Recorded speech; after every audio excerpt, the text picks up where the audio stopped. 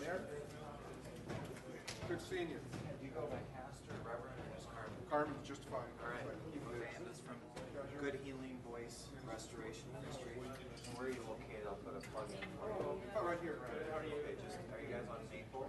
No, we actually were on each at multiple churches in town. Okay, so I'm going to Yeah, we're All right. And then you'll just come right up here and do it right. When you come up, if you stand right in the middle, the phone is close to you. Okay. Otherwise, live right now. So. Okay. And Uncle used to be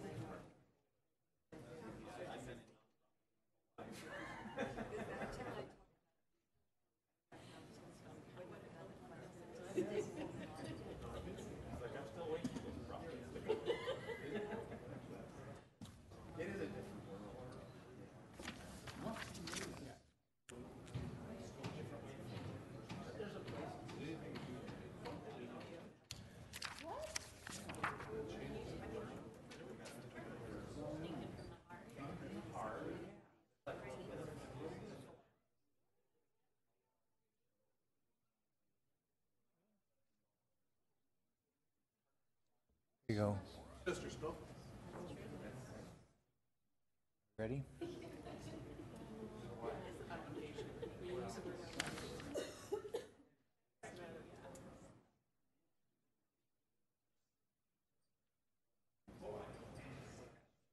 Oh, no problem.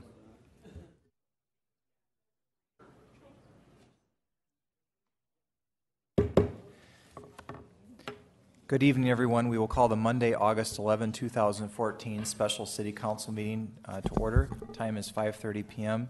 Purpose of this meeting is for 2015 budget hearing. First order of business is a roll call. Charlene. Scott. Drew. Lewis. Doyle. Wright. Estes. Nordstrom. Roberts. Weifenbach. Rente. We have quorum. Thank you. We will now recognize Carmen Blake from Good Healing Voice Restoration Ministry, who will lead us in the invocation. You are welcome to participate, but not required. Let's bow our heads. Heavenly Father, we thank you for this time. And Father, as you say in your word, if you're given much, much is expected. And Father, we have some stewards here, Father, that are overseeing finances of this awesome city. Father, I ask that your Holy Spirit move in their hearts. Father, we ask your spirit of wisdom and understanding come in this process. Father, I ask through their heart that will open up their mind, Father, to the openness of the principles and values that is needed to steward the finances of the city. And Father, as we move this evening, Father, we ask that there be much, much, much understanding given in this process, Father, that this be a blessed city. Father, I thank you for these stewards here. Father, I ask blessings on them. I ask that you love on them. Father, the participants in this budget process, Father, I ask that you just continue to give them the wisdom that they need in the decision-making that needs to be made. And Father, I give you thanks because the Holy Spirit is here. The Holy Spirit will move. Father, we lean on you and we give you thanks for all that you do. In Jesus' name, amen. Pledge allegiance to the flag of the United States of America and to the republic for which it stands, one nation, under God, indivisible, with liberty and justice for all.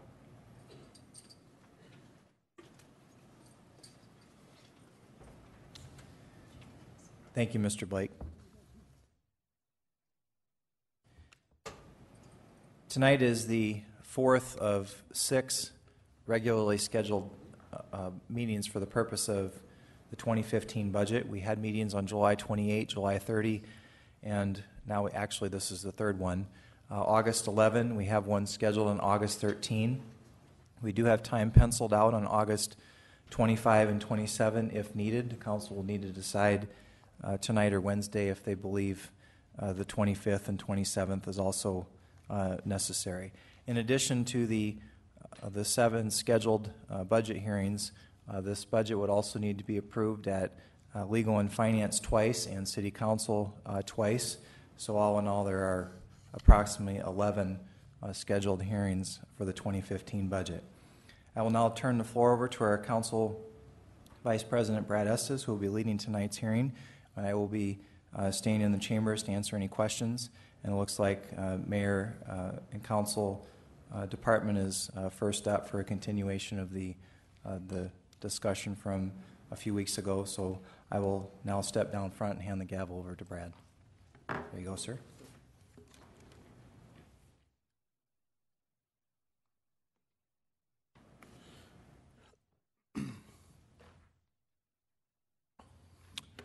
Thank you, Mayor. And I believe where we left off last week was with the Mayor and Council budget, and while we give the Mayor a second to prepare himself for questions and answers. Pauline, I have a question for you. As we had spoke before, any changes we might make tonight in our discussions, I'm not sure if anybody's prepared to make any motions, or any motions we may make tonight or tomorrow on Wednesday night, those will not make the first reading. Is that correct? And could you tell me when you would anticipate the first reading and then the second reading, because most of the changes, I believe, in the past occur between the first and the second? The first reading is actually on legal and finance. It was for this Wednesday. It was continued from the last legal and finance meeting.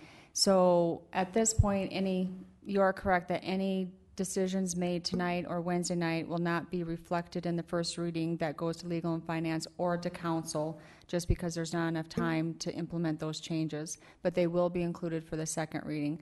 The second reading would then be on I think it's the 27th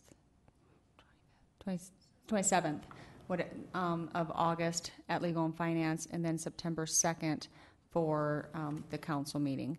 And my recommendation is you follow it in that order, so that way it's done on the 2nd, so we can get our tax levy request to the county by their deadline. All right, thank you.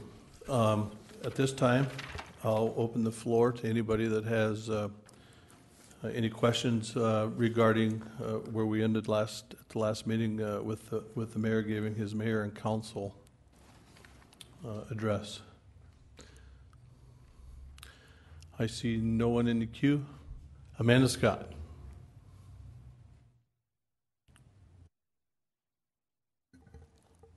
Thank you.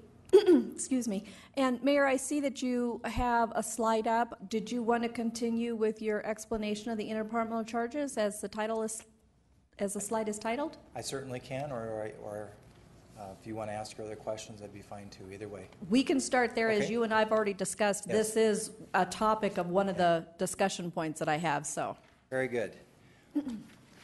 As a point of order, I guess we'll let you continue with your presentation then.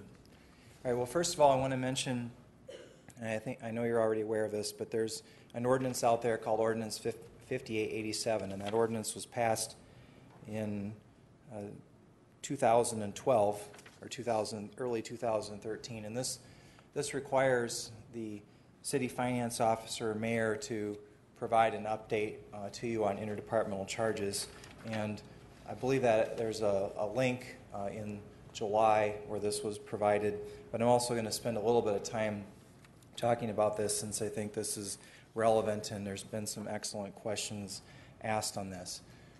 The 2015 interdepartmental charges have decreased by 2.4%, and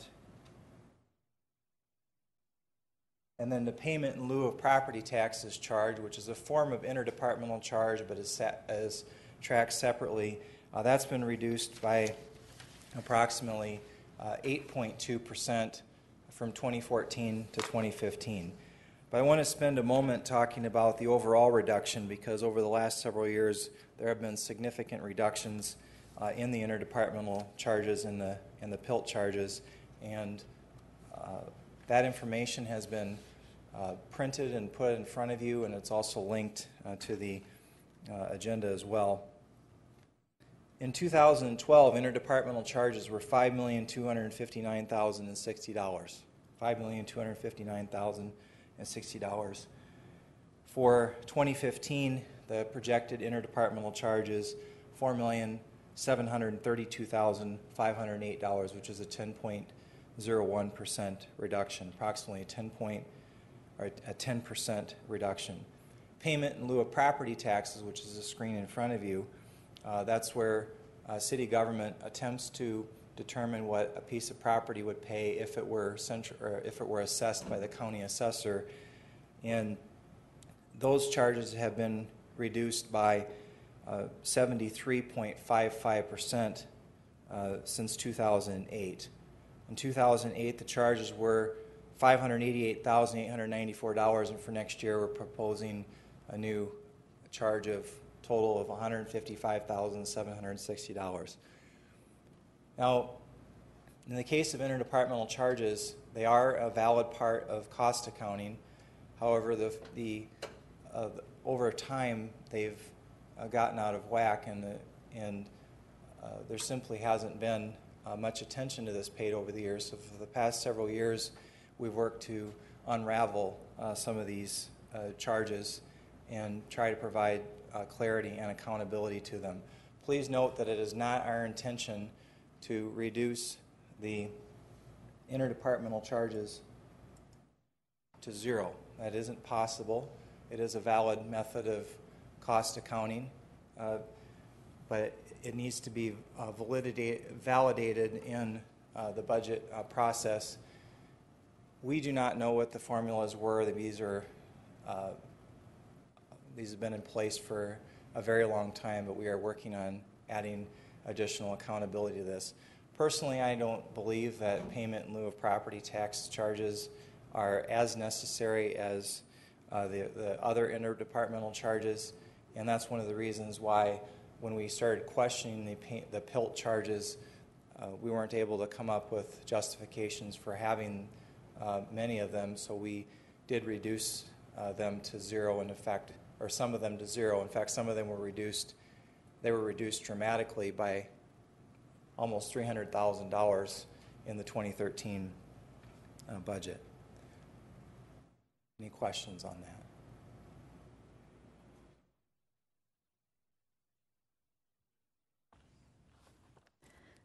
Thank you.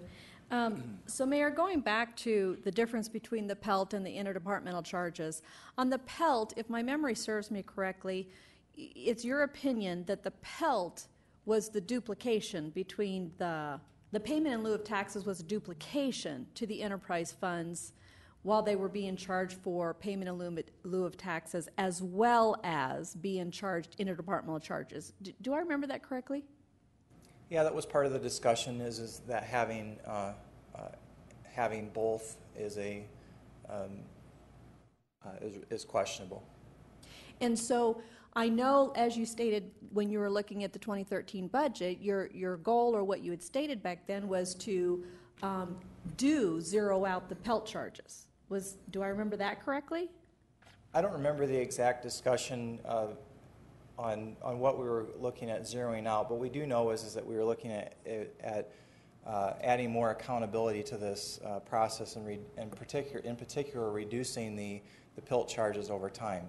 And on the advice of our finance office, and I agree with her advice, is that for next year we're seeing a total reduction of PILT by 8.2% and a reduction in the remaining interdepartmental charges, which is by far the largest chunk, of about 2.5%.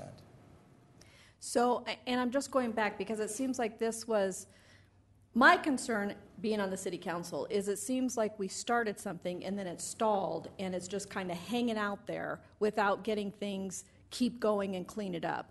So on these payment in lieu of taxes, I know I asked a couple years ago when I was new to the council what it was and why it was seen as a duplication. Because actually payment in lieu of taxes, the principle behind it is nationally accepted, as well as the interdepartmental charges. But I believe it was your belief that since there was no formulation that could be uncovered for the PILT, that the PILT charges were a duplication and you wanted to reduce these down to nothing, and then you were only dealing with the interdepartmental charges. Is that correct? Partially. These were the smaller charges, so they were the easiest charges to address. And if you look at the amount, Amanda, that the water fund is having to pay, for example, in interdepartmental charges and PILT, especially in 2011, that was problematic. I think it's better for 2015, but this is a work in progress, and we wanted to reduce we wanted to also reduce the interdepartmental charges next year, and that's by a significant amount overall of 2.4%. So we're not able to fix a 4-decade-old problem in 3 years, but we are continuing to draw attention to it. We now have an ordinance that requires annual reporting of it, and I think the attention that you're helping draw to it and I'm drawing to it is helpful as well. But you know what? If we could afford it and we could wave a magic wand and do it, we would reduce the PILT charges even further, because the interdepartmental charges appear to be the direction that the finance office has preferred to go, rather than the payment in lieu of property tax charges. I mean, for us to invent an amount for an assessment requires us to basically be a county assessor of sorts, to emulate that and to try to come up with what they would pay as property taxes, and that's very difficult to do, since most of these properties have never been on the tax rolls. But so then leaving these on here, and I'm just trying to understand where you're going with the budgets over time. And since it stalled out over a 2-year period, and now the Pelts had roughly 15,000 reduced from 2 of the smaller ones, but we're still carrying that, you're comfortable carrying charges to enterprise funds to infuse money into the general fund without having any formulas or any backing to it? No, the discomfort continues, because we're still in the process. We're still trying to unravel what these charges are, and that unraveling process is going to continue to take time. I respectfully disagree with the premise that it's stalled. I mean, I think a 10% reduction in interdepartmental charges and a 73.5% reduction in PILT charges is impressive, considering we just started going after this problem a couple of years ago. 3 years ago. Well, we differ on opinion on that. Okay. So since we're talking about the payment in lieu of taxes, and we're still carrying values to enterprise funds to get money into the general fund for at least 2 or 3 more funds for the 2013, that's what's being proposed, with no valuation, principle, or backing on how to do this. Then we also look at the interdepartmental charges, and we have been talking and discussing about those. And I did have a couple concerns, because one of the things that was taken out was the parking meters wages that was being charged from the police department to the parking lot, and yet that was the major chunk of the reduction in the interdepartmental charges, and that really didn't reduce anything, because the wages are still being paid. We didn't let anybody go. We didn't reduce it. All you basically did is just cut that off so that it doesn't come into the general fund, and those monies are still used in the parking lot fund to fund those wages. So with that being said, my concern is that we actually increased the interdepartmental charges, because the Vision Fund, which is a sales tax fund, and the CIP Fund, which is a sales tax fund, are both being charged more money as enterprise or sales tax funded entities to get money back into the general fund. And again, really no formula, no rhyme or reason, just charged out to put money into the general fund. I guess I'm asking for an explanation as far as why. Well, let's take the parking lot and area fund first. Excuse me, Mayor, I just want to make a point. Really, as far as the agenda is concerned, this questioning was supposed to be in regards to the mayor's and the council budget. We're talking about payment in lieu of taxes and interdepartmental charges, which weren't a part of the mayor's. Oh, the line item Yeah. for the mayor and the council? Yeah, Oh, I'm sorry. I'll hold my that's- questions then. We really have a discussion. I mean, we went down this path, but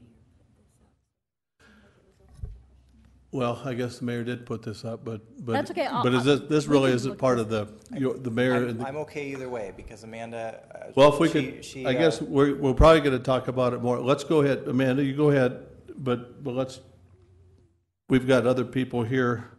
And I just want to make sure that we hit Joel about 6 o'clock as planned.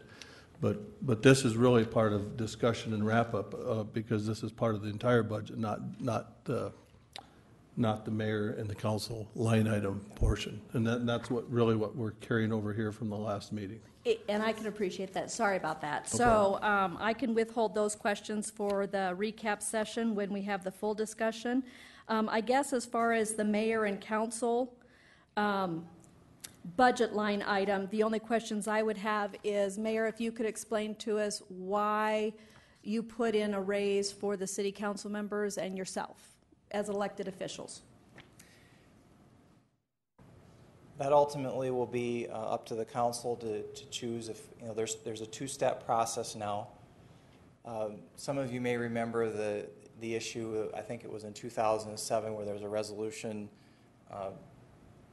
on the books that said automatic pay increases for mayor and city council, and then that was changed so that there was a two-step process in order for there to be an increase. One is that it needed to be included in the budget, and then secondly was there would be a resolution that would have to be adopted after the budget was completed to actually take the increase. The increases being proposed would take effect July 1 of next year, which is after the next set of city elections. It would be for 3%, and the wages right now are approximately at the level they were in 2008, since there was a reduction taken in the 2009 budget due to concerns of the economy at the time. I'm okay either way, and staff and finance office, department heads did advise that this is something that, since this is something that we hadn't put in the budget the last several years, that we do it, but it is up to you. I'm okay either way. So, Mayor, when you prepared this budget, and I'm just asking a clarifying question, you yourself made the decision to put in the 3% for the mayor and all the council members. There wasn't a council member that requested an increase. No, and it is my recommendation. But again, it is up to you, and it's very important to know that this would not go into effect until after the next set of city elections. And you would also have to adopt a separate resolution after the budget's complete in order to take it. So with the budget first reading, since this actually doesn't go into fruition, much like the property tax CPI, Consumer Price Index increase, until it goes through another resolution by the council, is that included in your proposed 2015 budget, or is the first reading of the ordinance for the 2015 proposed budget minus the increase for the elected officials? Per the 2007 resolution, it is included in the budget, but it would not be provided unless it is adopted separately by a resolution. That was per the process that was adopted back in 2007. So it's a little bit different than the CPI. This amount is included in the budget, but it would just stay there in the salary line item unless the council approved the resolution. And it would be my plan, if you approve the budget, to bring forward that resolution sometime this fall or winter. Okay, thank you. I yield the floor. Thank you. I see a couple of people fell off the queue. And no other questions regarding the mayor and council? With that, thank you, Mayor. And we'll probably, I know you're not leaving, so we'll, after everybody else gives their deal, and when we get back to discussion and direction, I'm sure we'll be talking about PILT and interdepartmental charges. Next up, we have our city attorney, Joel Landine, newly married city attorney. You have the floor. Thank you. As you can see from our budget, my budget's fairly unique in that the vast majority of the budget is really salary, which unless I'm asking for a promotion or an increase outside, I get all the numbers for the benefits and the salaries from finance and just plug them in. I basically have about $75,000 of my budget that isn't salary or benefits for the employees. So I did increase the operational budget this year. I decreased it last year, but I raised it $780 this year to $75,280. I did make some changes in some line items. For some reason, our subscriptions to our legal software was in the supplies budget, and we had a line item for subscriptions, and I thought that was more appropriate to be there. And you can see on the numbers that was basically just a wash. The supplies decreased by $13,000, and I think the subscriptions is under miscellaneous, and that increased by $13,000. Also, professional services. We didn't have professional services for a long time, but we do occasionally use outside legal services for which there's no other payment source. Another one that I frequently use out of my line item is appraisals. We had a situation a couple of years ago where several departments were arguing about who should pay for an appraisal. And at that point, when my predecessor left, there was some extra money in the budget, so we shifted it over to professional services, and I've just kind of left it there. It's been nice because now if we get an appraiser, often I'll just pay for it out of my budget, and then we don't have to worry about whose budget it's coming out of, so that's been helpful. This just kind of gives you a historical snapshot of the budget.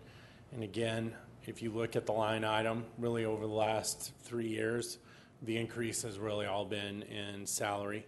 We did also get a $1,000 increase this year, which was really just a shift from the mayor's office budget to our budget for the Human Relations Commission.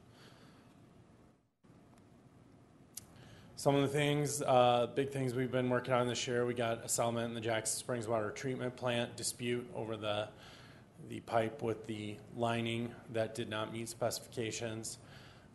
We've had several employment matters. Ryan Soy, who just recently left our office, has been handling that and done a good job successfully defending some grievances and other things that we've had in front of the Department of Labor. We also successfully defended the determination that the Fairway Hills PRD had expired, and Carla Cushman in my office is now working with the Planning Department to redraft the city's zoning ordinances. So those were some of our accomplishments this year. Really in our budget, there's not anything really, we didn't ask for any increases in salary or any promotions over what the council recently approved with the Condrey study, and those have been incorporated in, but I'm not asking for anything in the next year in addition to that. Now that our law office management software is purchased, there's really no large purchases being made. We're just kind of moving along business as usual this year. Any questions? Thank you, Joel. We'll first go to Richie Nordstrom. Thank you, Mr. Chair. Joel, I want to applaud you for making over the last couple of years, a significant change to your professional development, otherwise known as the travel and training. Can you describe just a little bit about what that involves, what the training, and I call it professional development. Can you elaborate a little bit? Yes. We kind of have stopped going on training for a while. I'd like to start getting it up. We aren't fully back up to speed yet, but we also have more attorneys, so the budget hasn't increased significantly. But one of the things, generally, I send the attorney who starts doing planning to what's called the Land Use Institute. We look at training like that. We've definitely go to some employment law. One of the things we definitely wanted to do this year, and unfortunately it didn't work out, was send Wade based on the new responsibilities under the Human Relations Commission. They have training for investigators, but unfortunately he wasn't able to get into the earlier training this year, and the training in October when it was scheduled, his wife is due with another baby, so he wasn't able to go on that training. So we're looking at doing that again next year. I think that'd be valuable. I might actually, I think Carla Cushman in our office is back up and might look at sending her to that as well, so that we have some redundancy in that. But basically, we try to look for things that are beneficial. Unfortunately, one of the good ones that I've been to before is no longer, or they've been in hiatus for a while, which is the National Association of Attorney Generals. They have a civil government practice one that covered a wide variety of topics. So I think even you see the budgets of even these organizations that put on training for lawyers, they've taken a hit and they're just starting to come back. So hopefully we'll have some more opportunities to go do that. But this also, I'm on one of the committees on the Municipal League, and I'm going up there on Wednesday, and this pays for a lot of that stuff too, and going to the Municipal League conferences and things like that. So. Mr. Chair, one more question, if I may. Sure. Mr. Landine, can you tell us a little bit about the responsibility changes? And I don't want to affect any of that, but I'm just curious about the personnel assignments or reassignments that are taking place in your office. I really had a good, shall we say, responses from Allison Marsland and her work and everything that had to do with substandard housing and housing demolition, and it takes a lot of work. So can you tell us a little bit about that reassignment? Yeah, with Ryan Soy leaving, Allison approached me. She's done the code enforcement and substandard housing for the last couple of years. It's been primarily her responsibility. I think after doing it for a couple of years, she's ready for new opportunities. So I agreed to let her start handling more of the personnel and employment matters. And I think her personality will be well suited to that. And the anticipation was when we get a new attorney hired to replace Mr. Soy, that person will take over responsibility for prosecution and code enforcement matters. And we have actually discussed making some tweaks, and instead of calling it essentially a city prosecutor, calling it a community attorney and some other things. Allison has been doing some research on that and put some things together. I actually did discuss it with Mr. Condrey when he was here, and he liked a lot of the ideas. So we just probably over the next couple of months we'll probably bring that forward. It wouldn't involve any changes in staff or salaries or anything like that. It would just kind of be a tweak to the job description and title of the position. But I think it's more in line with the way we view the position and want the position to be viewed. So, thank you, Joel. I really appreciate what the hard work that and the time that it has to be spent on substandard housing and the housing demolition. So, I applaud you and your department for taking that challenge on. Thank you. We'll next go to Alderman Steve Lorente.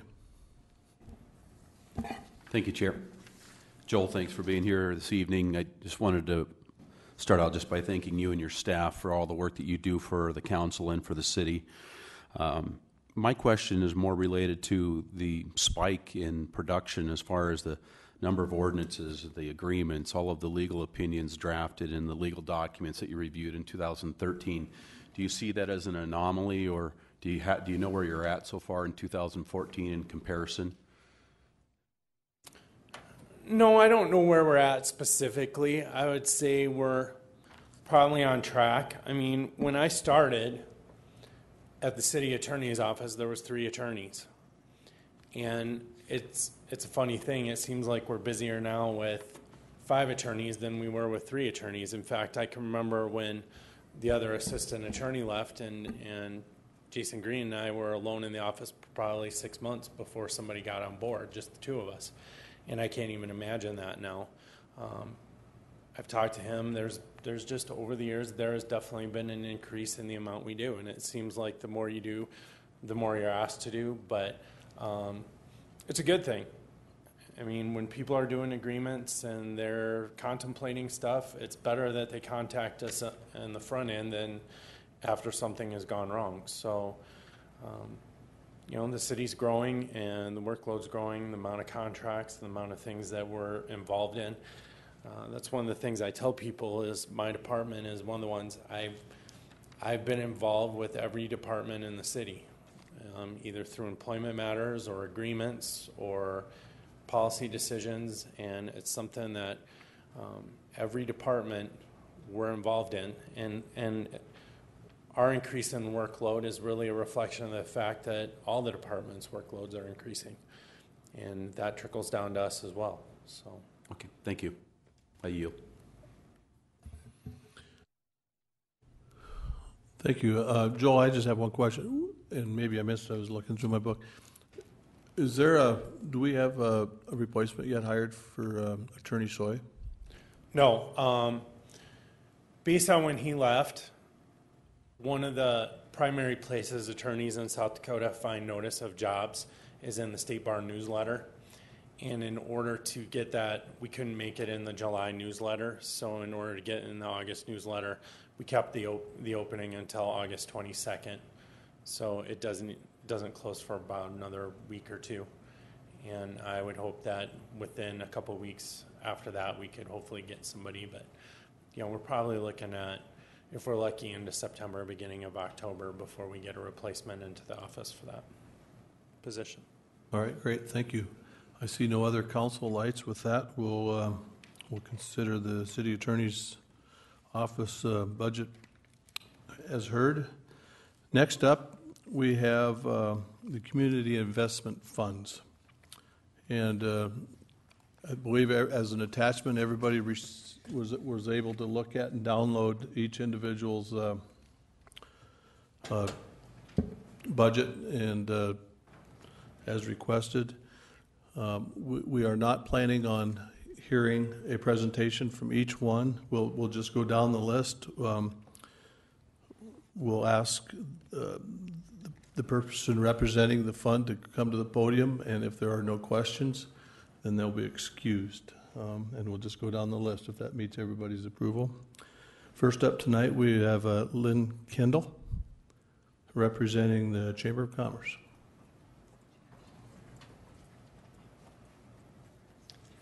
Good evening.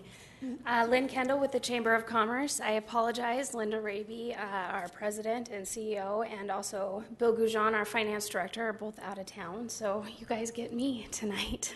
So I stand for questions. Thank you.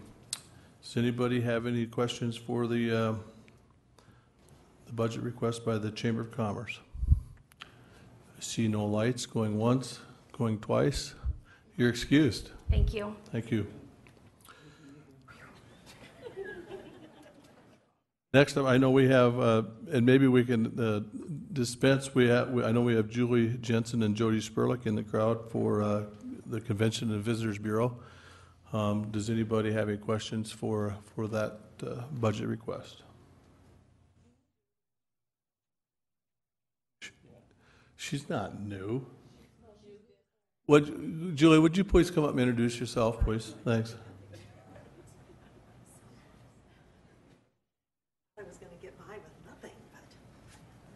Good evening. I am Julie Schmitz-Jensen, and I am, as of 2 weeks ago, the new Executive Director of the Rapid City Convention and Visitors Bureau. And I believe that you've all been presented with our next year's budget, and be happy to take any questions that I probably couldn't answer, but I have my sidekick, Jody, here, so. All right, well, we're going to break the trend, and I'm going to start with Alderwoman Darla Drew. Hi. There we go. New person. You've been there 2 weeks now. Do you guys do anything in particular with the rally? Do you promote to them? Do you try to get them to extend stays or any of that kind of activity with you guys since we've just gone through the rally? It's kind of been on my mind with Convention and Visitors Bureau. Well, and Jody, you can help me if there's anything else to add to this, but what I will tell you is that we are planning for the 75th anniversary next year. We are already starting meetings next week to figure out a way to get them to get into Rapid City and stay longer in Rapid City. Many of our hotel rooms are, of course, filled already with bikers. Our hotels did not fill this year with bikers, but we think next year is going to be an exception to that. And we do think that there is an opportunity to get them to stay in town, spend a little more money right in Rapid City. And so we are going to work on that. But as far as any prior marketing efforts? Jody? It's been quite some time since we had a specific marketing campaign for the rally, because especially prior to the last few years where some additional hotels were built, all of the rooms in Rapid were usually full. And so we weren't challenged to spend some of our money on a specific campaign, but we do definitely want to work with trying to create maybe more events that even if our rooms are full, even those bikers that are staying in other communities might choose to spend more time in Rapid City and spend money at the restaurants and the other establishments in the area. I've really noticed a lack of them being in Rapid City since we lost the Harley Owners Group over at the Civic Center, and maybe something can be done to rectify that or to replace that income. But I'm also thinking about when I'm watching TV and I see ads for New York, and they're saying, come here and build your business. We have no state income tax. We have very low sales tax, whatever they're selling. I think of that incredible group of people that we have, and many of them have a lot of money, and that maybe we could reach out to them in some way where they could look at us as a place to reorganize their business, expand their business, build homes, and stay in the area. Absolutely. The visitors are a great opportunity, and I bet Ben Snow would love to take that question, actually. I didn't know if it was economic development or you guys, so It sorry. is, but yet we've had conversations about how to maximize and benefit from each other with our efforts and how they can utilize the visitor tool as a potential economic development tool. So we're definitely in conversation with economic development regarding that on a constant basis. I'll probably ask him some of the same things. Thank you, In fact, ladies. we're watching a webinar tomorrow together in Economic Development's office to see how we can work more closely together. Okay. Well, I saw how the hamsters, the people with millions of dollars, built their own community up by Spearfish, and I'm thinking of that kind of an outreach for Rapid City. Right. Thank you. Thank you. Thank you. And Julie, welcome again. Thank you very much. I see no other council lights, no other questions for the Convention and Visitors Bureau 2015 budget. So with that, we'll excuse you. Thank you. Next up is Ben. Why don't you come up and introduce yourself? And I think we have economic development with Ben Snow. And Ben, I'm sure you'd like to. I'll just consider Alderwoman Darla Drew's question. I'm sure you want to expound on that. Great, I'd be happy to, thank you. My name is Ben Snow, I'm the president for the Economic Development Partnership in Rapid City. And we share your enthusiasm about trying to reach out to that demographic. I haven't got the final tally for this year's rally, but as many of you know, we started an effort which is more of a collaboration with our other economic development allies throughout what we call the Rushmore region. And we launched an initiative, rushmoreregion.com. If you go, you can learn more about what we've done there. But two things we did right out of the box as part of this Rushmore region. The first was that we attended an energy conference up in Bismarck. It was the 22nd annual Williston Basin Petroleum Conference, with the idea being to try to nurture relationships with energy-related companies in the servicing supply chain aspects of three major energy basins that surround our region. And that was in May. And then right after that, we started talking about what can we do to leverage the opportunity with the motorcycle rally. As it pertains to really all industries, but metalwork manufacturing is an interesting one. And then all of these working professionals in the white-collar executive business decision-maker type of set. Because we know I had a conversation last January with Rob Woodruff with the Buffalo Chip, and I got his documents from the 2013 rally, and it's really, you're right. I mean, it's a very impressive demographic that comes into our area. So the idea is that from economic development standpoint, we're not having to really pay a lot of money to have those people come and visit us because they're coming through the doorway that we call tourism. Yet while they're here, there's some clever ways that we can message to them and start, almost think of it as a seed planting exercise, because they're not here to relocate their business. They're here to enjoy the Black Hills and really kind of just take it all in. But the idea is we can start sending some business messages to these folks, similar to what you saw with the governor being back in New York, talking to some of the financial people. It's that same type of a message, and we're really having a lot of fun with it because we're playing off of our tourism assets. Of course, there's Mount Rushmore. There's that whole idea about freedom. And so with the motorcycle riders. In fact, we put some banners up at some hotspot, high-traffic areas, which really kind of say that message. I came here for the freedom to ride. I decided to stay here because of the freedom to do business. So that type of a message, we started doing some outreach this year. And as Julie mentioned, next year is going to be the 75th annual, so some people are estimating it's pretty crazy numbers. We could double what it has been in years past. So I think what we did this year will be instructive as we plan our efforts for next year. But we're definitely dialed into that, and thank you for bringing it up. I think it is a great opportunity. Well, and when you're talking to Rod, maybe you can get some space on his website to expound some of those ideas to people that are looking at our area in a different way, not just to come here to ride, but to live and expand a business. In fact, there was, just to elaborate one other thing, there's others, I can talk with you offline if you'd like to, but there's a breakfast that's the Hall of Fame breakfast, and there's a pretty impressive group that gets together every year, and it was held up at the Lodge in Deadwood this year, and we were a sponsor of that event. We had our marketing materials there, and Lieutenant Governor Matt Michaels was there giving a welcome to South Dakota, but also a welcome from the Rushmore region. So we'll keep building on that in the years ahead. Thank you. Thank you. Next question to Mr. Snow regarding the economic development budget would be to Alderman Richie Nordstrom. Thank you, Mr. Chair. Ben, I really appreciate all the hard work you're doing over in your department there. And one particular one that is always of interest to me is the professional development. It is increasing from a few $100s to a few $1,000s. Can you elaborate on that, please? Yeah, we have a trade association that's known as the International Economic Development Council, and myself and Terry Haverly primarily, she's our vice president. There's a convention held every year. We don't attend that convention every year, but about every other year we like to attend that. And it's just a great place to kind of rub shoulders with our colleagues from around the country and make sure we're up to date on the latest and best practices as it pertains to economic development, just to make sure that we're on the cutting edge of what's going on.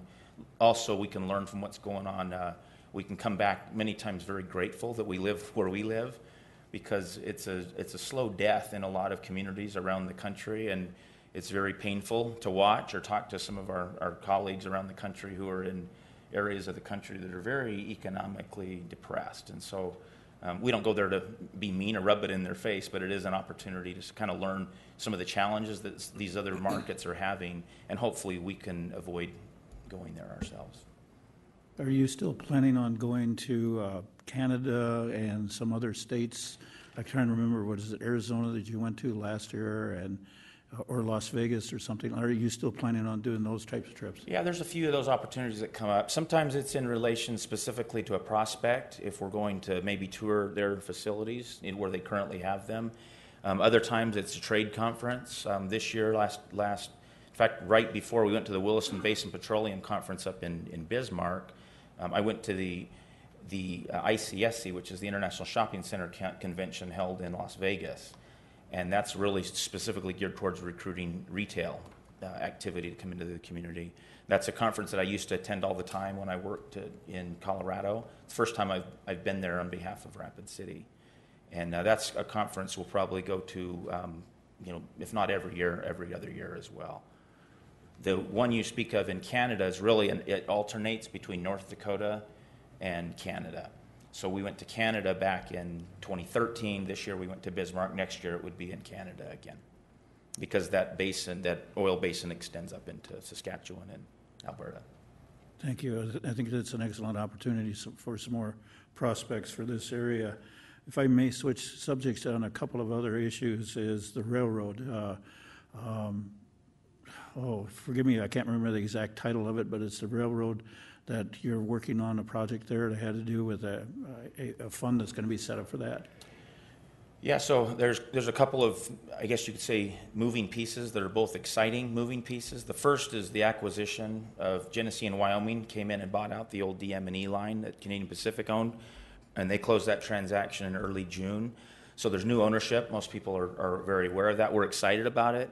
They've renamed that line the Rapid City Pier in Eastern. It'll have its headquarters over in Founders Park, right here in Rapid City. So we're happy about that. You've already seen, if you're noticing on the trains, you might have seen they've already renamed some of the engines. with that new line. So that's the first thing that we're excited about, because they're a specific or a specialist on short line operations, as opposed to CP, which is a Class 1 railroad, and this was kind of a not a high priority, let's just say, line for them, where this will be a high priority for the new Rapid City Pier and Eastern. So having new ownership on the line is a really important piece that happened this year. The other piece is something we've been working on for about a year and a half, and that is the creation of what we call the Rushmore Regional Rail Authority. Yep. And by creating that entity, there are 4 governmental entities who are taking part in that. It's being led by Pennington County, and then Rapid City, Box Elder, and Wall have all signed on to become parties to that. So there'll be a 5-person board, 2 from the county commission, and then 1 from each of the respective municipalities. The purpose of having the rail authority is quite simply, it allows us access to capital that the State Rail Trust Fund has, that companies can borrow at really low interest rates. But in order to borrow those funds, it has to be lent through a conduit. And that conduit are these regional rail authorities. And there's about 26 of them throughout the state. We just haven't had one till now. So that's not official yet, but all the paperwork's being circulated now. I anticipate by the end of maybe this month we'll have that formalized.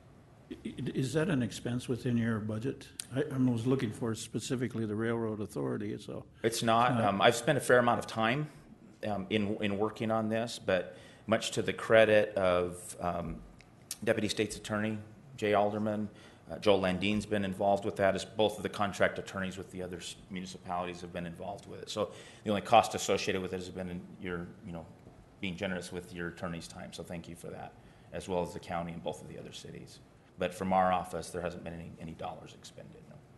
Thank you, Ben. And then the last question I've got is, in your estimation, is the free trade zone pretty much a dead issue for now? Yeah, for some time? I would call it, I wouldn't call it dead, but I would call it in a long hibernation. Hibernation. Thank you, Ben. I'll yield the floor. Thank you, Rich. Alderman Nordstrom, I knew you'd get around to a budget question somewhere during these budget hearings. Thank you. Once in a while happens. All right, just a reminder, these questions are about the economic development budget. Alderman Ron Weifenbach. Thank you, Mr. Vice President. I might address my question to Mr. Snow. Instead of a twofold question. First of all, attending the petroleum in Bismarck, the conference they had there, do you feel that there's achievable opportunities for Rapid City? And if so, is there something that this city council can do funding-wise to help you, get to that point where we can actually, instead of just talking about it, actually make something happen? There's a lot of people moving here to Rapid City that are actually working, and Dickinson would put a lot of pressure on the people that are working here whose wages don't adjust accordingly. So. Yeah, I think we've had great support. The mayor has been a wonderful advocate for Rapid City when he's attended these shows, as well as the rest of the members of our executive committee. So this past year, we sent, I think there were 5 of us up there. So it was a pretty heavy delegation from Rapid City. Keep in mind, we did this under the umbrella of the Rushmore region. So we also had our professionals, Pat Kurtenbach in Sturgis, Brian Walker in Spearfish, as well as Cindy Turner with the Southern Hills Economic Development. But their budgets don't really allow to send more people than just the paid staff person, where we were able to send more people. So that's one avenue. More boots on the ground, so to speak, is always helpful, because some of the networking that my executive committee does is a little bit different than the networking I'm doing. So I don't know that we need to send 50 people up there, but I think there's always an opportunity. If anyone on the city council, for example, had an interest and wanted to go with us when we go to Canada this upcoming year, by all means, let us know. And at some point, there may be extra resources if the city's, within your own travel budgets or however you want to cut that. The point I was getting to, I notice a lot of the times these things happen to come from connections. Whether it's you or someone in our city or the CVB or somebody making connections with these people, and then following up on a continual basis with these connections to see what can really come to fruition out of it. And sometimes that takes extra funding or whatever to make that happen. And I just kind of wanted to see where we're at, or maybe open up that discussion for a further point. So. And I can add to that. I mean, there's opportunities we have direct flights to Houston and Dallas now. We want that line to grow. And the tourism traffic on those lines, are wonderful. It's a great way to kind of make sure that those lines are viable during the tourism season. But as for the other 8 months of the year, it'd be nice to have some business traffic on those lines. And so those connections, being that they're both strong energy hub areas, certainly we're welcome to being more aggressive than we have been. Just by coincidence, the IEDC, the Professional Development Conference, is going to be held in Dallas this year. So in October, I'm going to be down in Dallas. Well, while I'm down there, I'll be paying some visits to companies that we've made contact with through these conferences. And so, I mean, there might be a need or the desire, if the city really wants to get after it like we do, maybe we send a larger delegation, and in a conjunction with this professional development conference, maybe there's an opportunity to go out and multitask a little bit. Thank you, Mr. Snow. I do know those are real jobs. They pay real money, extreme amounts of money, and if there's an opportunity for the city to bring some of the supply line jobs even, it'd be a great opportunity. Thank you. Next, we'll go to Alderwoman Amanda Scott. Thank you, Chairman. Mr. Snow, as you said, the mayor accompanied you to, if not one, two of them, and I think Rapid City got a huge bang for their buck when the mayor attends it, because he's actually got the connections within the city to maybe answer some of those questions that gives it a little bit more validity than having the economic advisor in your position say, well, we could work with the city on that, but having the mayor available, he can actually open some of those doors and actually know the different funds that could offer some opportunities. Yes, I think that having your electeds go to these things is really important. You know, I was talking about comparing notes with colleagues around the country.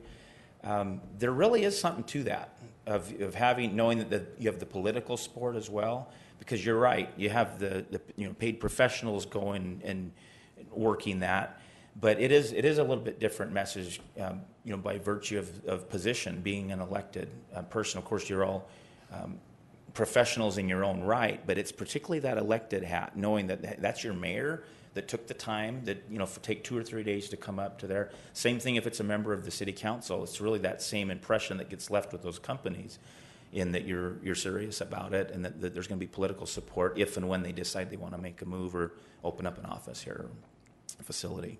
Well, I know the mayor has indicated that, his eyes were open, but he was also able to come back and bring some of the questions that were being asked at those conventions. So my question goes back to your budget and the line item, and you had mentioned it.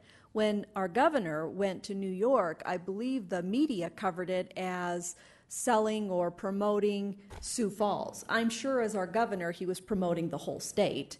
But in order to get the governor or our mayor and the governor, would that be through your budget, or would it just be portioned out between the city budget, the state budget, and your budget? Well, a couple of things I think that's helpful to kind of understand the backstory of when Governor Dugard was back east. So my counterpart in Sioux Falls, I consider him a friend and a colleague. His name is Slater Barr.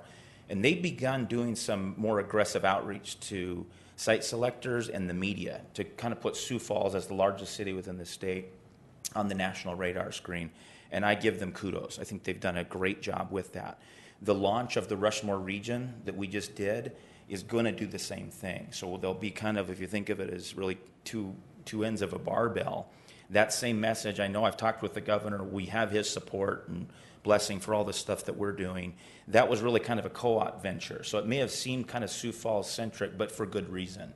And Sioux Falls has committed, from their own local Economic Development Foundation, resources to that end, to reach out to those audiences. We intend to do the same thing, and if and when there's opportunities to collaborate even with Sioux Falls and the governor on something where we can kind of talk a West River story, they can talk East River. We have different offerings, there's different lifestyles, a different culture.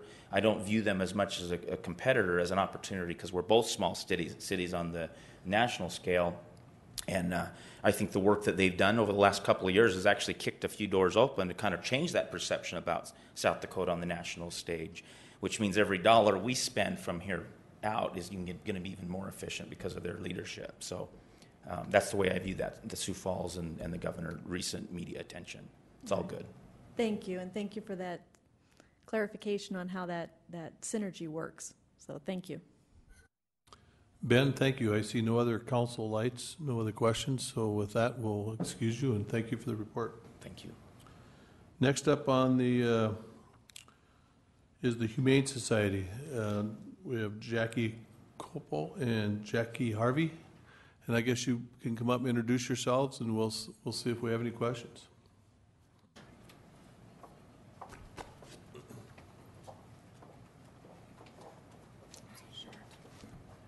Hi, I'm Jackie Harvey. I'm Jackie Copel. We're glad to be here. Welcome, and thank you for coming here tonight. Does anybody on the dais have any questions regarding the budget request? We'll go to Alderman Richie Nordstrom. Thank you, Mr. Chair. Last year, your budget was cut for a few reasons, and one of the things that I was requesting to see some more into your budget is marketing and outreach. Is that kind of summarized in one of these brackets that you have in your budget? We're not doing a lot of marketing yet. We don't have the finances to do them. We are working on outreach, though. We're doing several media spots and stuff.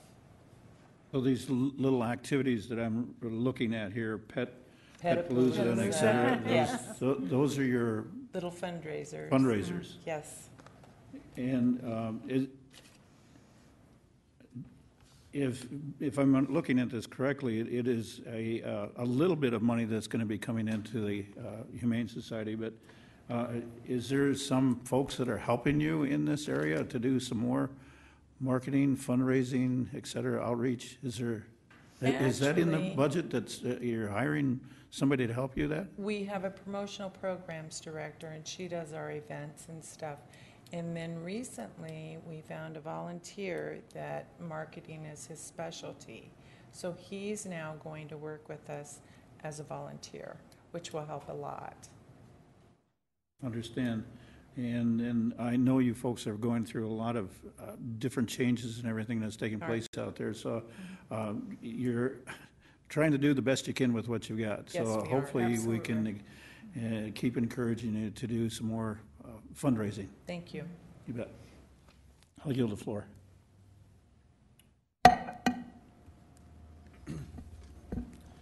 Excuse me, sorry about that. We'll next go to Alderman Ron Weifenbach. Thank you, Mr. Vice President. I'd like to direct my question to the Humane Society people. And I wasn't privy to the cuts that took place, but can you explain to us what kind of pressure that puts on the Humane Society to do the job they need to do for the citizens of our community? It looks like it got cut about almost $28,000 last year. We did. We were lucky last year because we had a Saving Lives campaign, and we were able to raise $40,000 with that. And during that campaign, we had a anonymous donor come forward and do a match with that. So last year, was a little easier. This year's been a little more difficult, but we're cutting wherever we can.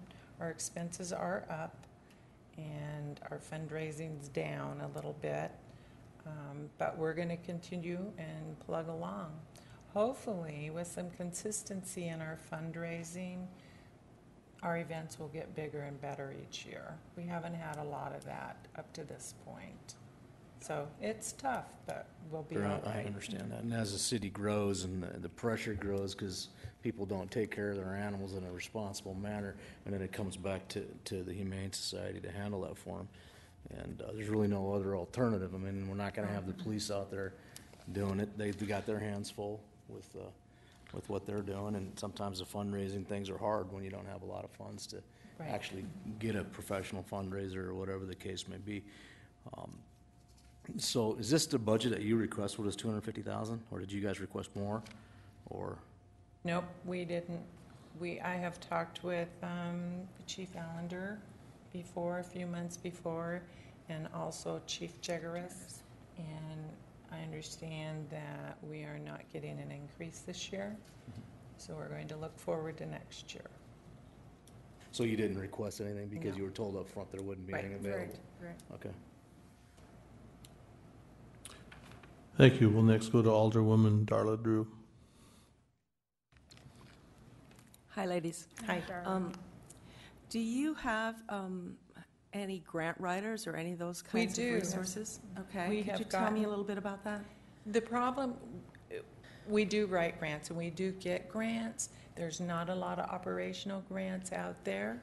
In fact, we just recently got a $25,000 grant, but that is for spaying and neutering of community cats, which is very much needed here. We hope we can start reducing our intake by putting out there to the community and also their responsibility for responsible pet care, which includes spaying and neutering their animals, especially cats, because we can get up to 40 cats a day. I don't think people really realize how many animals a day can come into the Humane Society. You know, some days at the end of the day, we can't believe it. So, you know, grants like that we can get, and they're important. We have done some grants just recently for improvements in the building. It is an aging building, and some of the rooms are kind of gloomy, so we want to spruce them up a little bit. So, but we do grant writing.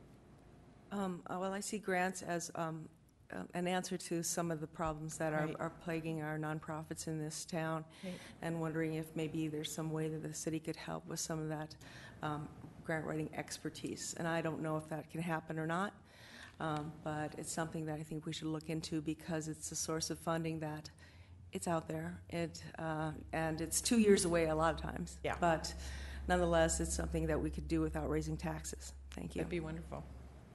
Thank you. Thank you. Before we go to Alderman Ron Weifenbach, I'm going to cue into Pauline Sumption.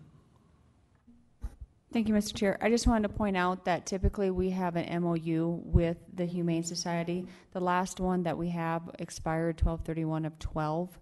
At one time, we had a multi-year agreement with them, but in the past few years, it's been a year-to-year thing. So that's something that we should probably get on our radar. Or I know Steve was doing some negotiations before he retired, so I'm not sure where that's at because typically, or now the police department handles that negotiation process. Thank you, Pauline. Next, we'll go to Alderman Ron Weifenbach.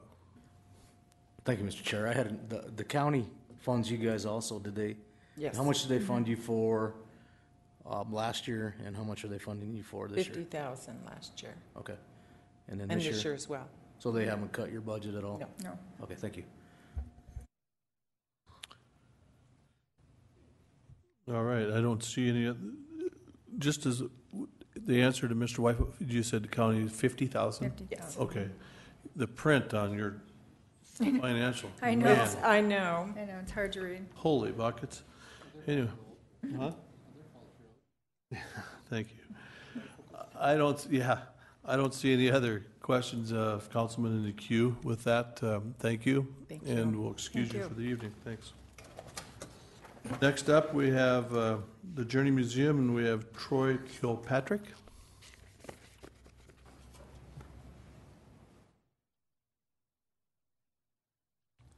Good evening, Troy Kilpatrick, Executive Director of the Journey Museum and Learning Center. Thank you. Good evening, Troy. Any questions for Troy? First up, we'll have Alderwoman Darla Drew. Hi, Troy. How are you settling into the new job? Good, I hope. Got to run faster.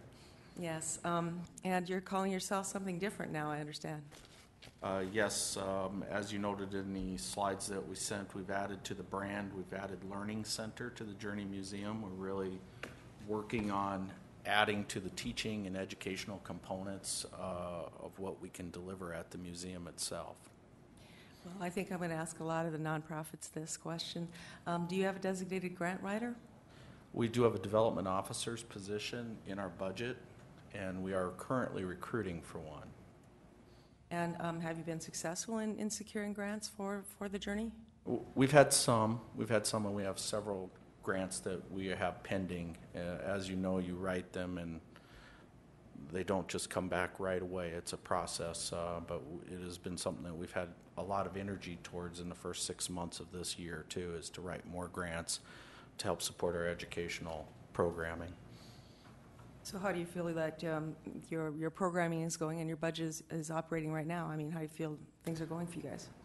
It's going okay. It's going better than year prior, but we still have some gap to get to breaking even for 2014, and so that's a concern of mine. But things are better when you compare 2014 to 2013 perspectives on the numbers. So we feel like we're building it. I think I want to congratulate you on some of the innovative programming you've been doing, especially the Lakota Star Knowledge, and that's all the questions I have. Thank you. Thank you. Thank you. I see no other council lights. I have a question for you, Troy. When I was looking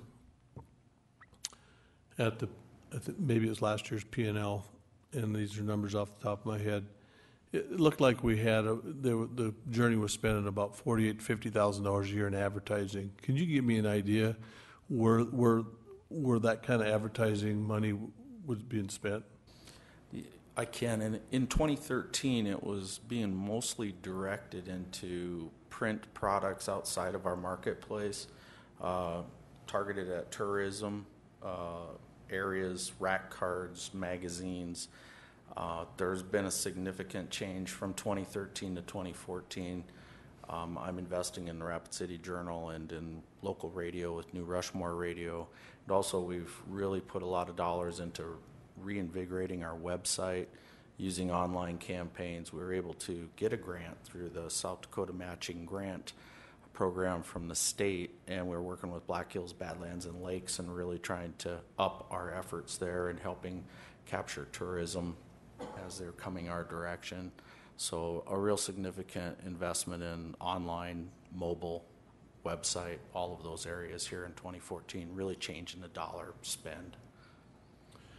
I guess one of the concerns I had, like I say, I don't want to get in a position of thinking I need to micromanage the Journey, but when I look at, out of about $800,000 worth of revenue sources, of which, about $370,000 is from the city, about 20% of your revenue sources is from people paying admission, and about 160-some thousand. And when I look at the advertising budget, is almost 30% of the people that pay to come in, and that in the world I live in, that just flat don't work, and I don't know I know that there's very few museums. I'm not expecting this museum to cash flow, and I know there's very few that do. But I mean, is that a reasonable number? I mean, I wonder what would happen if you didn't ever spend a dime on advertising.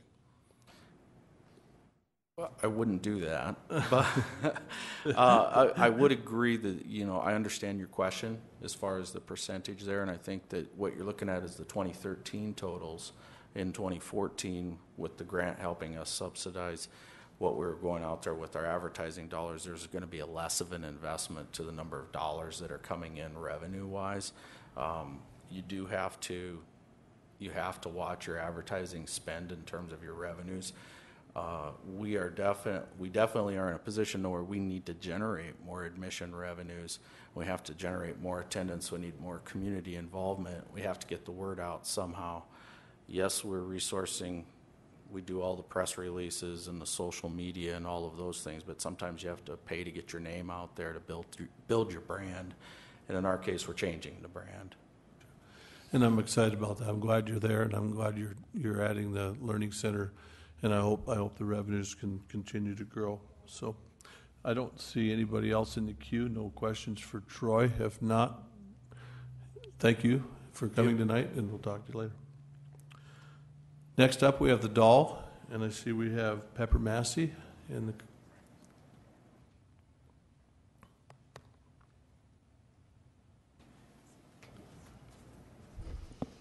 Good evening. Good evening, Pepper. You were here a little late, but as I think as you well know, nobody's giving anybody any presentations. We're just having you available for questions, and Alderwoman Darla Drew has the first question. I got to get used to this microphone. I'm just used to them being on. Hi, Pepper. Hi, Darla. How are things going at the Doll? Excellent, thank you. Yeah.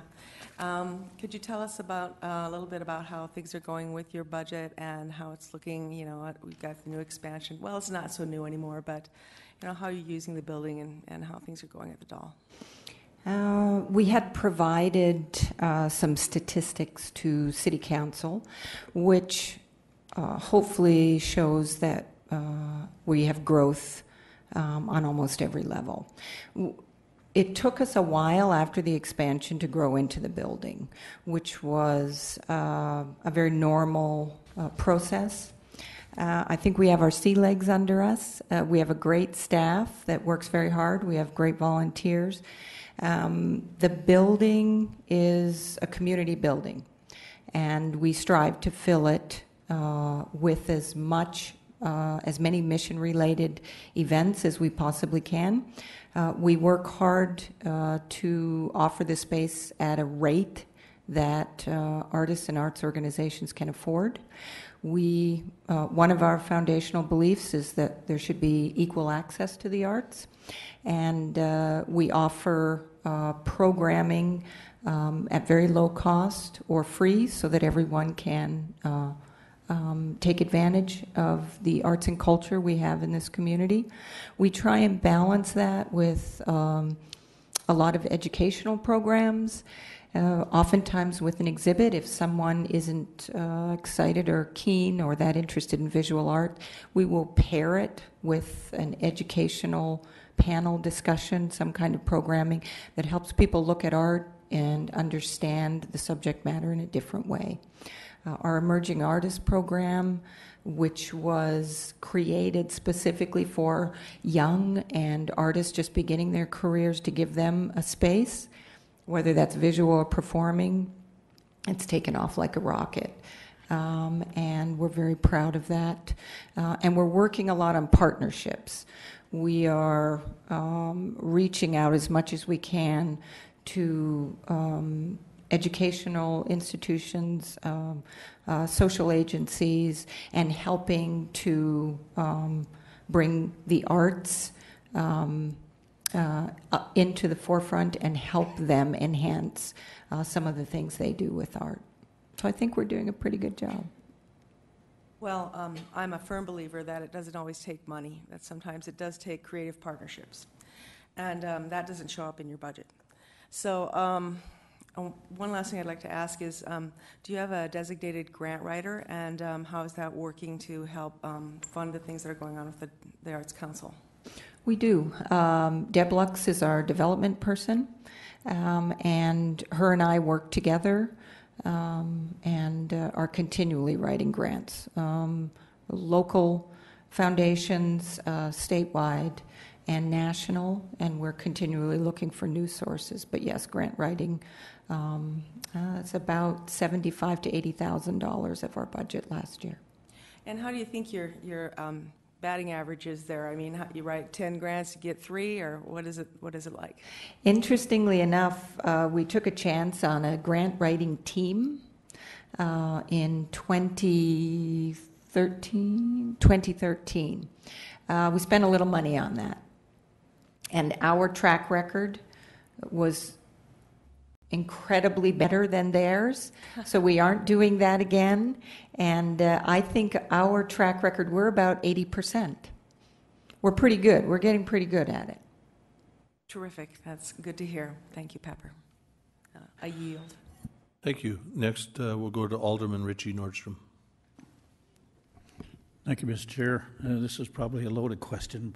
Pepper, thanks for coming in tonight. I'm looking for your line item that shows advertising. We don't really have an advertising budget. I wish we did.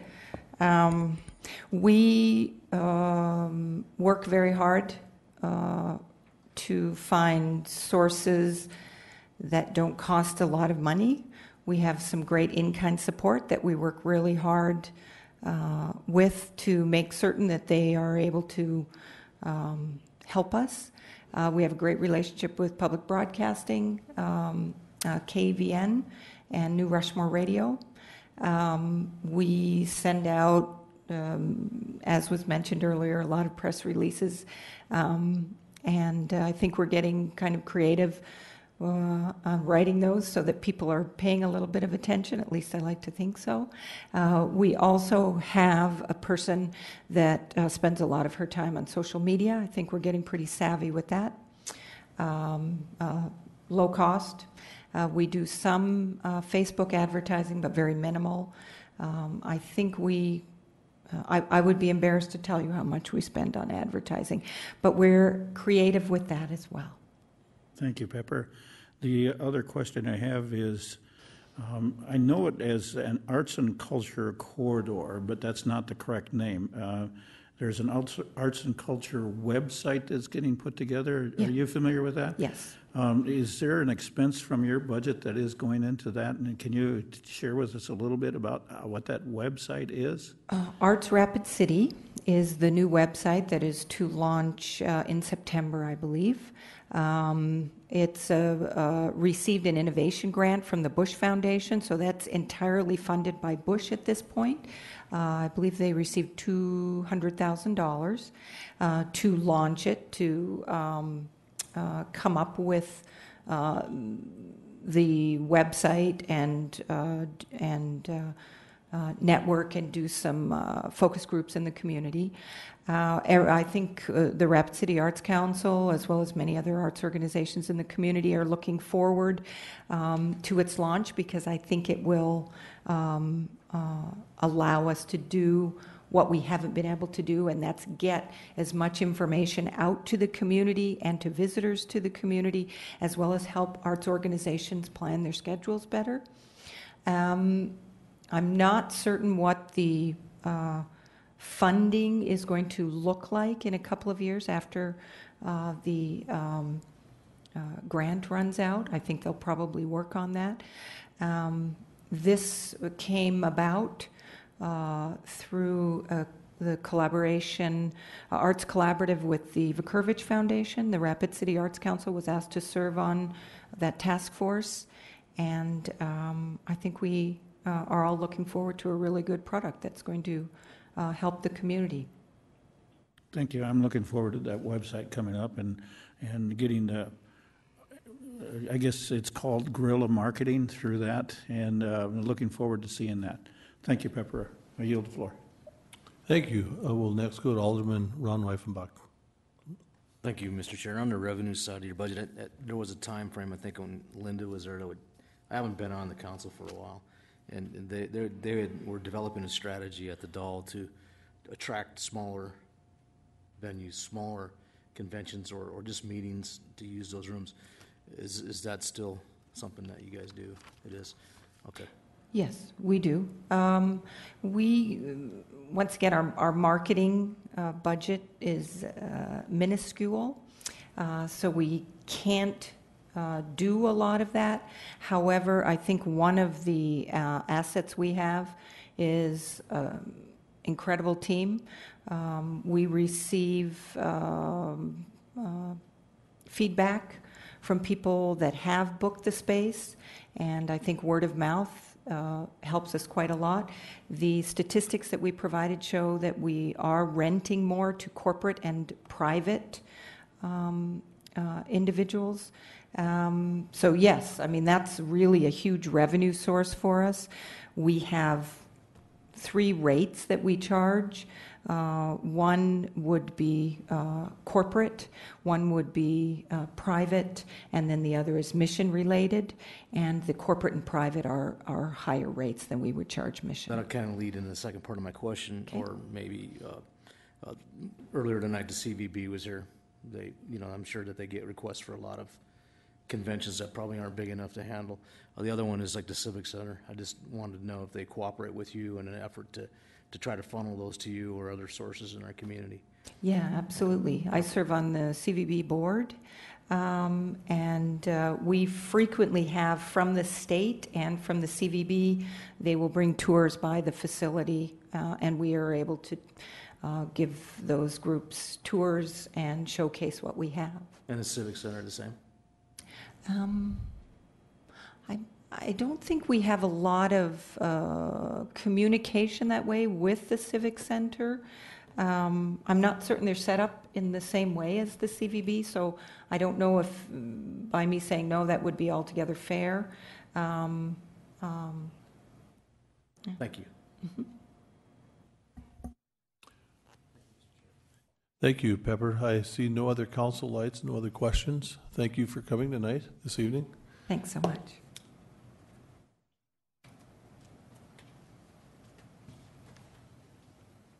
Next up, we have Mary Corbett with Wavy.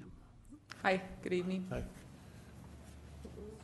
You've all had a chance to look at the request by Wavy. I see no council lights. I have a question for you. Do you have a grant writer on staff? We do. We have a development director, and that's part of her responsibilities. You wouldn't cue in. I'm sorry. Your budget, what you do is no laughing matter, so I apologize. But Alderwoman Amanda Scott has a question. Thank you, Mr. Chairman. Mary, I know that your budget, or you have seen drastic reduction in your variety of your revenue streams, and the city, much to my happiness, is stepping up and on the recommendation of Chief Allender before he left to support your organization, because it does fill a niche within our community, and it is a very, very important stepping stone for recovery. Do you know of any other revenue streams that are coming forward besides the grant writing in the city? I mean, is it pretty well, have those other resources just pretty much just gone by the wayside? Well, some of them have, the ones that we don't qualify for anymore, because Pennington County is no longer considered rural, so there's some that we just flat out just don't qualify for anymore. And the state funding that we've received, we haven't received an increase in that in any way for several years. But we're always looking for opportunities for fundraising, for grant opportunities, and other things that the state might have available. One thing that we didn't have an increase in our operation funding, but there was a new opportunity through STOP funding and SSP is Special Service Populations. And this is the first year that Native Americans have been considered special service populations. So I was able to write for additional funding to hire a case manager specializing in services to Native Americans. So it wasn't really an increase to our operations, but I was able to add a staff member to help with serving Native Americans. Thank you for doing that, number one. And is your relationship with Chief Jegris, I don't necessarily mean relationship, but do you have a good communication flow so that as the city is expanding, I imagine the population that are going to need your services are going to expand as well. And so I envision that you're looking ahead and estimating that growth as far as what you're going to need for your budget and stuff, or is it something that the city council needs to take into consideration? That's what I'm asking. Or are you comfortable working with the police department and just keeping your expansion potential? I'm very comfortable working with the police department. Chief Jegris is on our board. Fantastic. Thank you. I yield the floor. Thank you, Amanda. We'll next go to Alderman Richie Nordstrom. Thank you, Mr. Chair. Mary, good evening, and thank you for the terrific job that you're attempting to do over there at the services. One of the line items I'm looking at is a community development block grants, the CDBG. Mm-hmm. It's only $5,000. Is that been a tradition? That's all that we've been able to get? Excuse me. That's all we've been able to get for CDBG? Correct, and that, there's not a lot of money for the social services through the CDBG funding, so it is spread out. The money that is available is spread out through several different agencies, and $5,000 is what we have traditionally received. Our newest award actually was cut, so we'll get $3,500 with the next award. And that makeup is coming from where? A little bit of everybody else, or how's that working out? Well, we just got that about a month ago, so the notification of that. And we did ask for an increase with our MOU for the city funding, so that could help with part of that. Thank you. That's all I have. Thank you. Thank you, Richie. We'll next go to Alderman Steve Laurenti. Thank you, Chair. Mary, thank you for being here this evening, and on behalf of the council, or just maybe myself, I don't want to speak for all of us, but we do appreciate the work that you do. We know that it's extremely vital to the health of our community. My question to you is, of the services you provide, or maybe the services you'd like to provide, is there a gap in your budget today, that the largest things, I should say, that are gaps in your budget between what you provide as a service or would like to provide as a service? Is there anything that you could say about that? Well, I think that we'd always like to improve on the services and expand on the services that we provide. We really want to start reaching out to the Native American community, which isn't something that we've really had or taken the opportunities to do. And so through this new STOP funding, and then through a grant from the South Dakota Community Foundation and the Bush Foundation, we got some funding from there so that we can reach out to and do more community awareness and outreach to the Native Americans in our community. And so that's one area where there's definitely been a gap in services from us. Okay, thank you very much. I yield. Thank you. We'll next go to Alderman Ron Weifenbach. Thanks, Mr. Chair. I'm not going to reiterate Steve's thoughts, but I would just recommend to the council, if they haven't had a chance to visit Wavy, that they go down there and take the chance to stop in and see Mary and see Always their operation. welcome. So, thank you. I see no other council lights queued up. Mary, I have a question. You mentioned MOU. Do we have a current, is your MOU with the police department or with the city? Pauline, could you help? It's with the city, and we have a current one that's in place. Okay. I assume we'll renew that annually.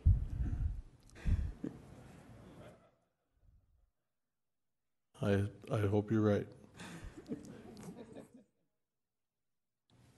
What's that? The current one goes through 12/31 and 14. So Okay. typically it comes back around like November-ish that we try to hit it. All right, perfect. I appreciate the answer. Mary, thanks for joining us tonight and your time. Thanks and for for having what me. you do. Next up, we have Lifeways.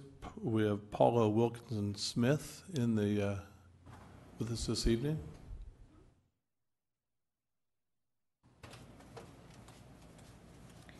Good evening. I'm Paula Wilkinson Smith. I'm the director of Lifeways. Good evening, Paula. Thanks Good for evening. joining us tonight. Thank you.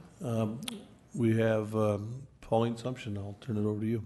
Thank you, Mr. Chair. Attached to the mayor and council budget tonight, there's also a memo from the mayor, and I believe from Paula as well, outlining some shortfalls that Lifeways is going to be experiencing because of some state funding cuts. The school district has agreed to increase their budget for the next year to $60,000 from $50,000, and the request that actually came to us was for $60,000. And at the time, my recommendation was, well, we match what the school matches. We do $50,000 a year. There's 3 parts to this agreement, that type of thing, and not knowing that the school had added the $10,000. I did get verification from Dave Yannick, the business manager. They do have $60,000 in their budget. So if you guys choose to match that $60,000, they are looking for that additional funding. That's something you can discuss further tonight at the end, or Wednesday on the recap, or whenever we actually do that. But I just want to make you guys aware that they did actually ask for the $60,000. The mayor supports that request with the additional information that we've gathered, and it's before you for a decision if you have any other questions. Thank you, Pauline, for that. So I guess I will duly note on Amanda's notes and Pauline's notes that when we come to recap that there's a request for an additional $10,000 to Lifeways. Great. We have a question from Alderman Richie Nordstrom. Thank you, Mr. Chair. I'm particularly interested in, did you get any rationale or official rationale why the state decided to cut back on your budget?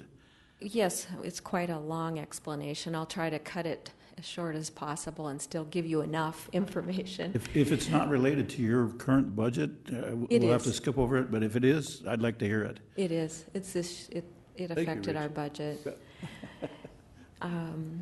Prevention out of the state is funded through federal grants.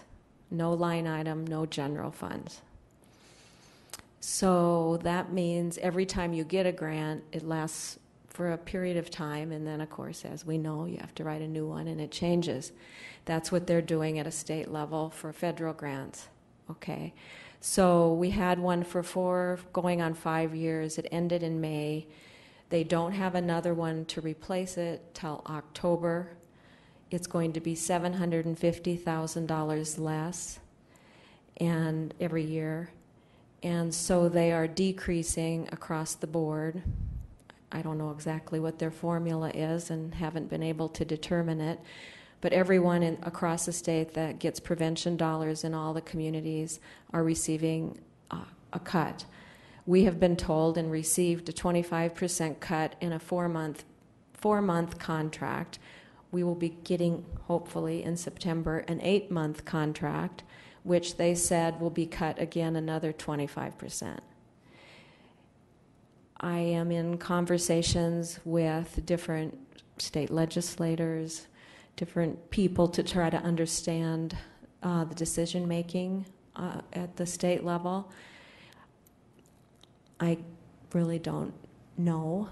Certainly, we were not totally taken by surprise, but quite a bit surprised, because we really had thought we had given you a part of our evaluation. We have a 100-page evaluation. I mean, we have so much, we've done so much exactly the way we were supposed to do. We have an evidence-based curriculum we're doing. We have a partnership with the city and the schools as part of the reason why 12 years ago the city and the school joined to leverage state dollars. So I don't know, other than the federal grants have decreased. I mean, it's a short part of it. I'm just kind of, dismayed by what the state is doing to you and the program that you're trying to do over there. And then the level, I'll call it the makeup, or the transfer from the city and the school coming into your budget is, can you restate that number again that you're asking for? We have, last year it was $50,000 from the city, $50,000 from the schools. And now we're asking for an additional $10,000 each from the city. So it'd be $60,000 from the city and $60,000 from the schools, equal partnership. Thank you. It's rather disappointing, and I really appreciate your being honest with us and being able to tell us a little bit of the rationale. Thank you. Sure. Thank you, Richie. We'll next go to Alderwoman Amanda Scott. Thank you, Mr. Chairman. So this $20,000 that you're getting, $10,000 from the school, $10,000 from the city, if it gets approved by the city council, does that make up the 25% reduction plus another additional 25% reduction? No, but it certainly will help keep a staff member. Right now we have cut 3 staff members. We are having to cut back our services, as you can imagine. So it will help keep someone so that we can stay in a school. So the $20,000, 10 from the school, 10 from the city, is only to retain 1 staff member? Well, part of a staff member. And then you were making reference that even though the funds were coming from the state of South Dakota, in totality, the money being distributed across the state was actually federal funds and no contribution from the state at all? Right. All right, thank you. Thanks for asking that question, Amanda. Paula, I see no other council lights. Thank you for what you guys do, and thank you for being here with us this evening. And we will be considering that $10,000 request upon recap. And all right. Appreciate it. Thank you for the time. Thank you. Thank you, Mayor.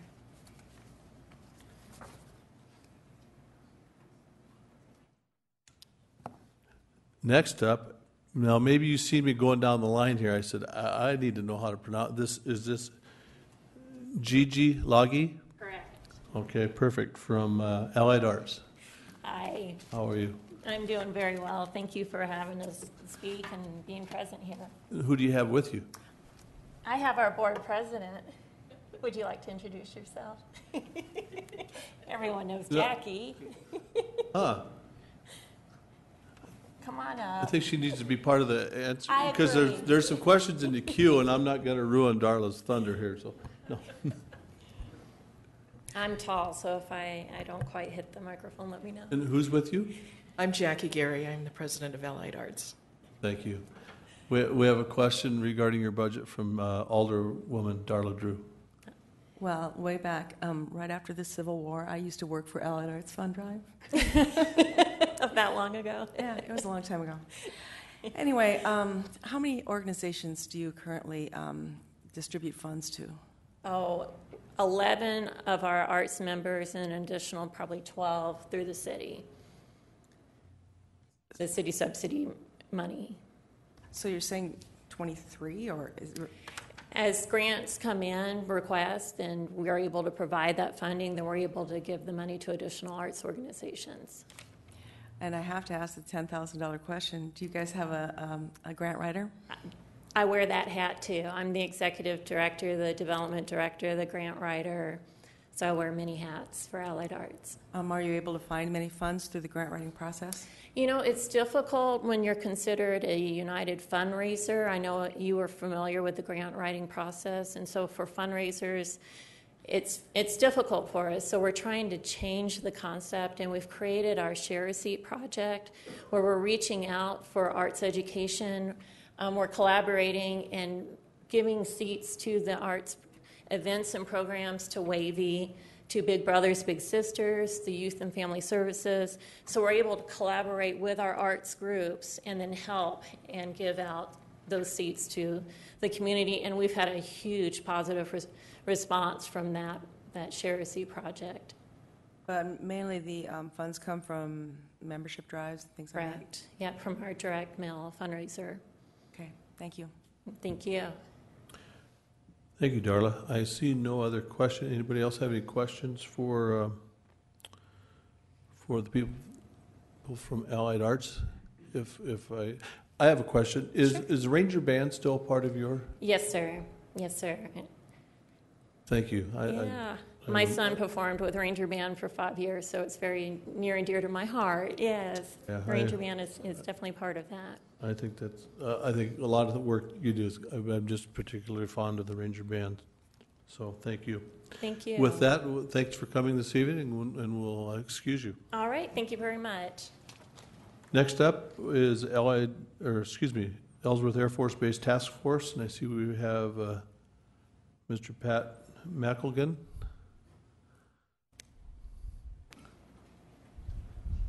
Good evening, Pat McElgan with Ellsworth Task Force. And Jeff Carsroot is a Chamber Military Affairs Committee chair right now. He's also one of our core group members of the Ellsworth Task Force. Have any questions, I'd be glad to answer them. Anybody from the dais have questions for the Ellsworth Air Force Base Task Force? Amanda Scott. Thank you, Mr. Chair.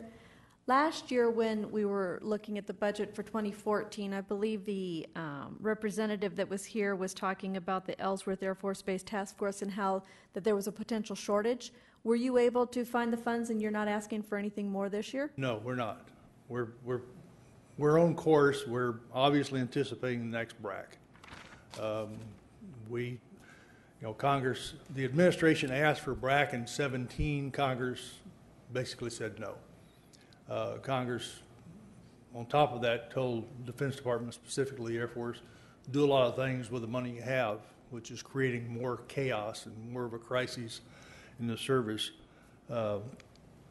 We believe if the past is prelude, we'll see a BRAC in 19 now, because you have a change of administration, more than likely, in 16, but in either case, you'll have a change of a president. So in 17, there'll probably be an authorization. It'll be a 2-year ramp up. In 19, you'll have it. So we're trying to manage our resources as we are right now so that we don't end up in a crisis in that time frame. The 05 BRAC, our funding pool at that time was $1 million. That was '05. 19 is 14 years later. In terms of cost expectation, we expect it to probably be larger than that. And we'll have access probably to some reserve funds or cushion funds that we're building for ourselves, and then we'll have some more community money from the private sector, and then we'll have state. The state will be playing probably a more aggressive role this time. They've created the South Dakota Ellsworth Development Authority. So I think there are a number of factors that'll play and prep us real well as we move forward. We need to stay ready. Most communities, if not all communities that have installations, are doing that. They've done that for 20 years. They're the winners, like we were the winners in '05. If you don't prepare yourself, you will lose. It's pretty self-evident in terms of the track record of the recommendations that DOD makes in the communities that are not prepared to offer counterbalances or counter-arguments as to how well they succeed. In the '05 round of closure, we were so prepared, not to say that we were that good, that there are 9 commissioners on the commission. We got 8 of the commissioners to vote with us to say that the Air Force did not really construct a arguable rationale as to why they should close the base. But it takes resources to do that. So that's really what we're all about. So, I was not on the city council back then either, and so from just being a member of the public, it seemed like it came upon us, and you guys did a wonderful job of overturning that decision. So, am I understanding you correctly that you had actually already been in motion to prepare for the 2005 BRAC, or have you ramped up since then so that that was an eye-opener and now we're ramping up to make sure that we're ready? The Ellsworth Task Force was created in 1990. We have been at this now for that many years. I came aboard in 1994. We went through a scare in '05, which most people don't remember. But the New York Times reported that we were on the list.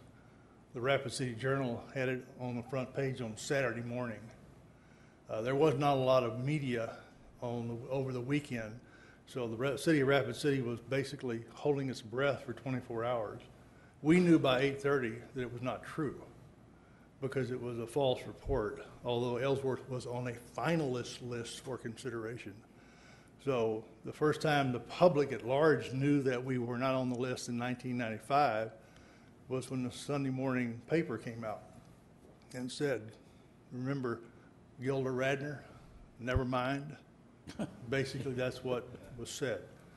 But we were prepared then because we had been at it for about 5 years. And then we knew that there would probably be another round because that round, the commissioner said they needed another round in 97. For a lot of political reasons, it didn't happen. At a change of administration in 2000, they authorized a round of closure in '01, authorized it that year to occur in '05. So we kept our momentum and our program moving so that we were ready when '05 came. '05 was, obviously a real challenge for us, but we were prepared. All right, and it sounds like you've gotten some more across the state so that you're prepared. So for your budget right now, you're not looking for any increases? No, ma'am. We are okay where we are. We just stay current and stay constant in our work as we go forward, and we'll be ready as we can be in 2019, assuming that's when it happened. Sequestration, as we've heard at the national level, is not well understood. DOD took half of that. That's basically a 20% defense budget reduction over a decade. The other half of sequestration went to all the rest of the government. So DOD has really taken the lion's share of the reductions. And since '05, the Air Force has eliminated 500 aircraft and would eliminate several hundred more if Congress would allow them. So when you do that, the simple equation is you create vacant ramp space. Vacant ramp space means excess capacity. Excess capacity means you don't need the installation. So that's the challenge we face now. Okay, thank you. I yield the floor. Thank you, Amanda. We'll next go to Alderman Steve Laurenti. Thank you, Chair. Pat, thank you for your vital work to our community. Obviously, we all agree that this is something that has to be planned for. The strategies and everything that was, employed by your group back in 2005. I remember it well. My question to you, and I think the last conversation we had, and this might have been the 2013 budget, maybe, I don't believe it was 14, but there was some issue with the county and their investment. Right. Where is the county at with your budget as far as your budget is concerned? Have they increased or decreased? Have they recommitted to the number they were before? Or we're currently at 25,000 in the county budget, which is where we have been for the last year or two. Okay. Now, a couple, 3 years ago, there was a reduction down to 15, and we went back on an appeal and asked for it. And I think that 1 year we didn't get the appeal. The second year we got the appeal. So we're 25 in the county. Okay. Thank you very much. I yield. Thank you, Alderman John Roberts. Thank you, Mr. Chair. Pat, Jeff, how are you two doing tonight? Thank you for everything you do. If my memory is correct, in the last county budget, they had recommended to cut the 25,000, but then they came back and gave it to you, correct? That was in last year's budget. 13? Okay. This year we asked for 25, and we are currently at 25, although they haven't come to final closure on that. I think the closure date is first part of September. Thank you very much. One thing that I want to recommend to you both is as we get closer to that year, we start adding a little more in every year, because it's easier to do it on an annual basis than wait until 18 and ask for $250,000. So this is something that I think a lot of people don't put a priority on.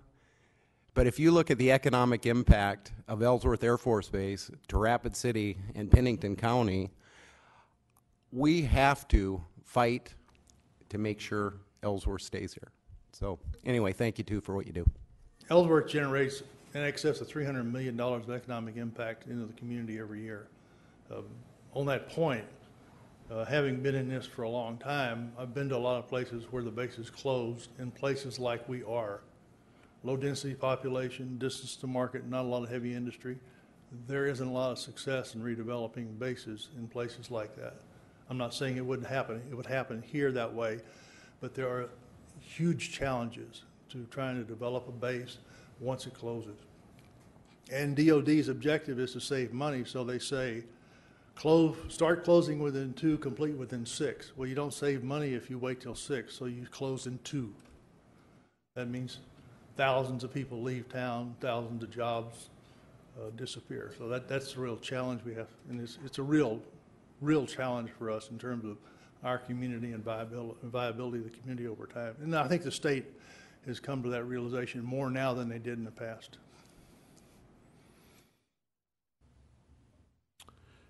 Thank you, John. We'll go to Alderman Richie Nordstrom. Thank you, Mr. Chair. Good evening, Pat. Thank you for all your work and your commission that's working in here. And what I'm looking at is this particular line item that you call Bomber Community and Long Range Strike Caucus. Can you tell me a little bit about what that means? That's an effort we put forward this year in preliminary work. There is a Long Range Strike Caucus in Congress. It's in the House of Representatives.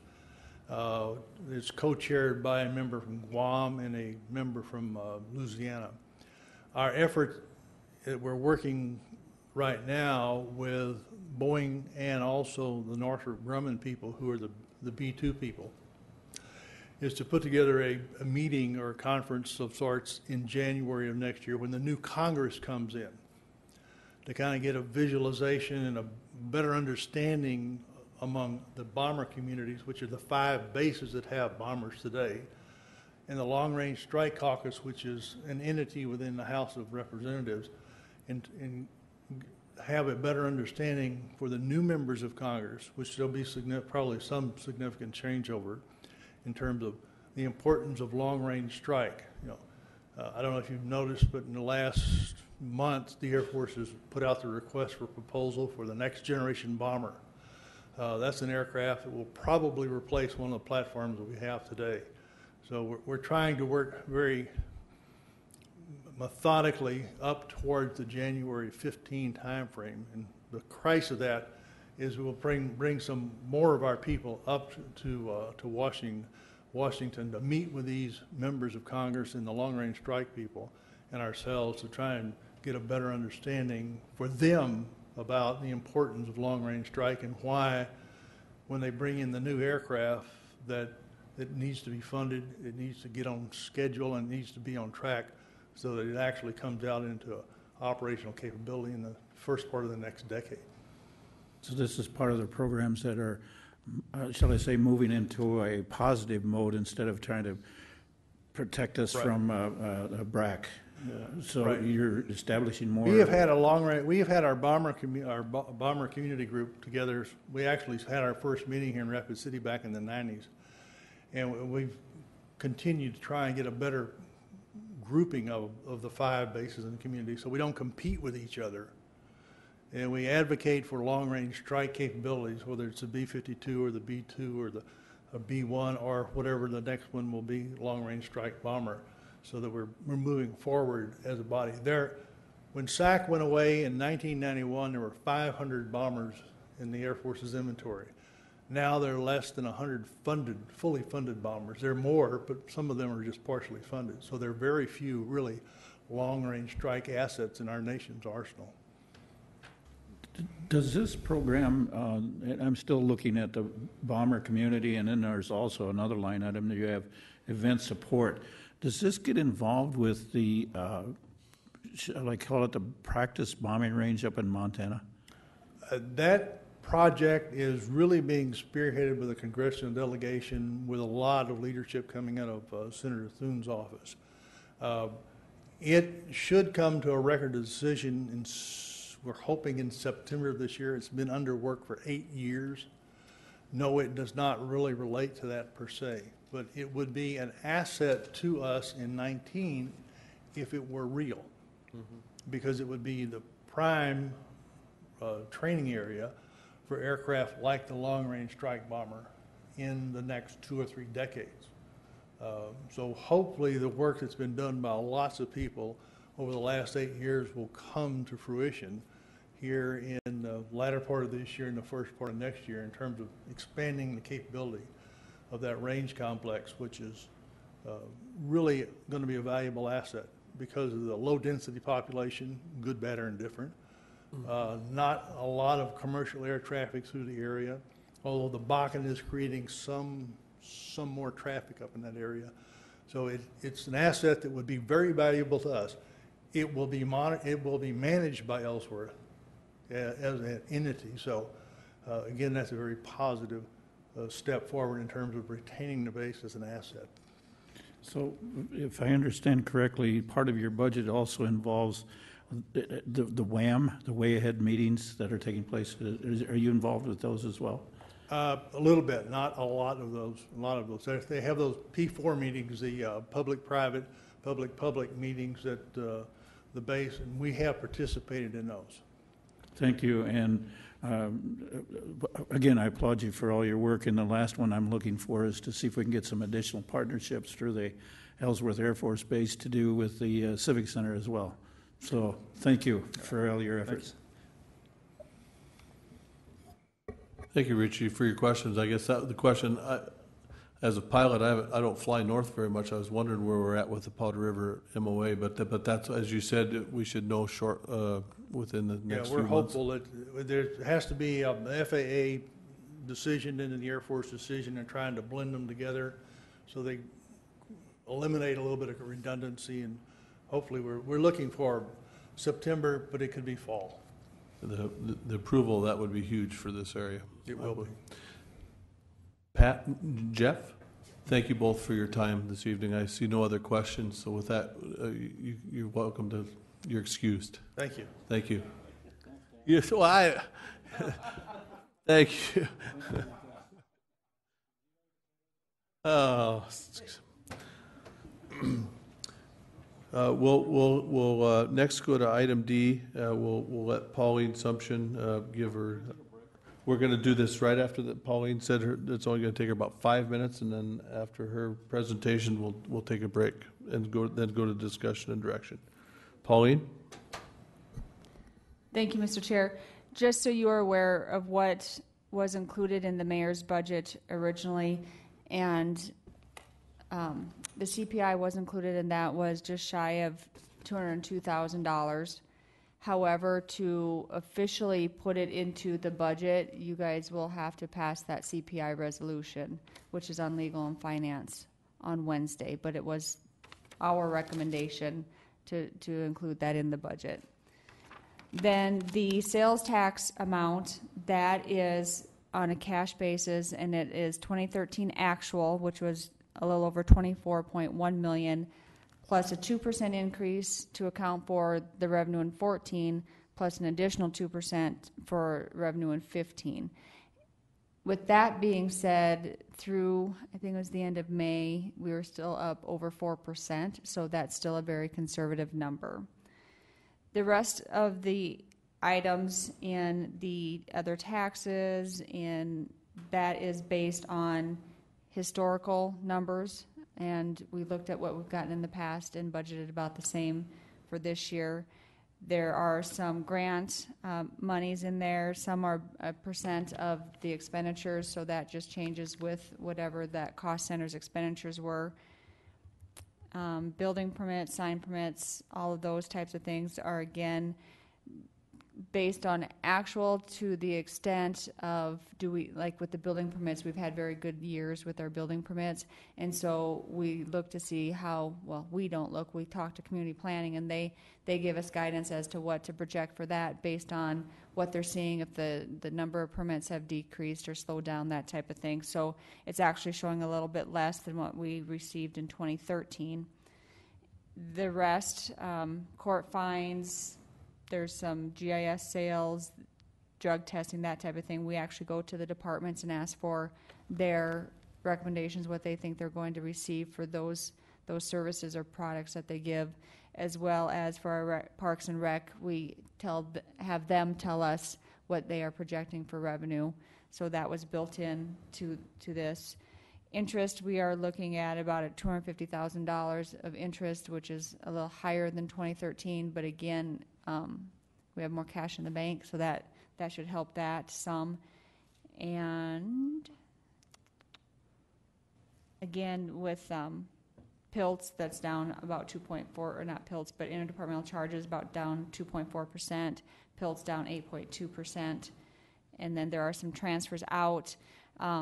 Barber Builder and Cemetery, we typically transfer $25,000 a year out from the general fund to those two funds because they will never operationally have even break even. Cemeteries are a losing proposition because of the ongoing maintenance. And then we also in 2015 budgeted a $25,000 transfer from the general fund to the LaCroix golf course. We used to do the transfer every year, and it was up to like $50,000, if not more. And then they were accumulating a balance in their fund, and so we cut back on those transfers. And then also at the time, Meadowbrook was showing a profit, so they cover the costs at Executive and LaCroix. But that had ceased to happen for a couple of years, and so the enterprise fund for Executive, which also houses LaCroix, has been going down to the point where every year we're going back in and asking for a supplement and a transfer of funds. This, generally speaking, represents the free water that we give to LaCroix. That is something that is in the contract with the YMCA, that we will pay so many units of water, so the $25,000 represents that. If you recall, Parks and Rec came forward and asked to transfer $50,000 from the general fund. $25,000 would have been for technically 2013's water, and then $25,000 for 2014's water. So now we're just building it into the budget again. And with that, also budgeting about $2,367,854 of undesignated cash to be used to go ahead and balance this budget. And that's with the projection, I think it was around $3 or $4 million. I can't remember off the top of my head. I don't have it pulled up of what I project the undesignated cash to be at the end of 14 going into 15. So that still leaves a little bit of undesignated cash if anything should come up throughout the year or if revenues don't come in as projected. So with that, if there are any questions on the revenue. Thank you, Pauline. We first go to Alderwoman Charity Doyle. Thank you, Mr. Chair. And that actually was my question. Do you have a more fine-tuned number as to what would be left in unencumbered?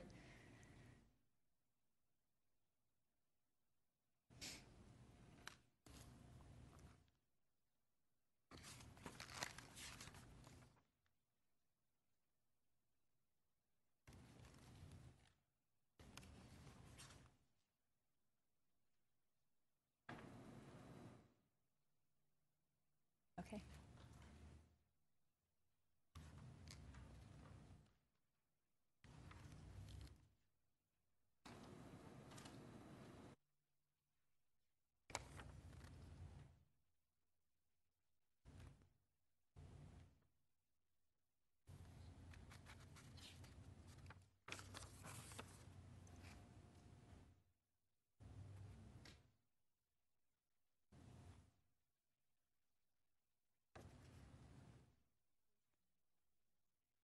Should we take our recess now, Mr. Chair?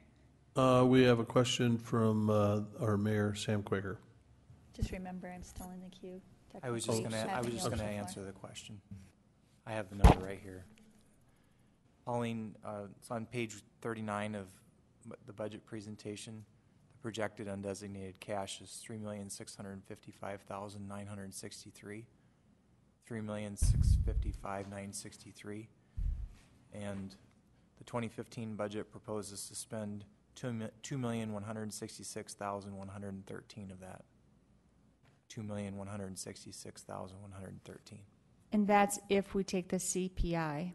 If we don't take the CPI, it's that $2,367,854 number. Thank you.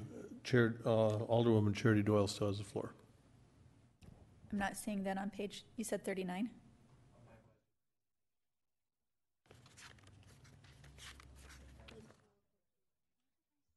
Oh, on your PowerPoint.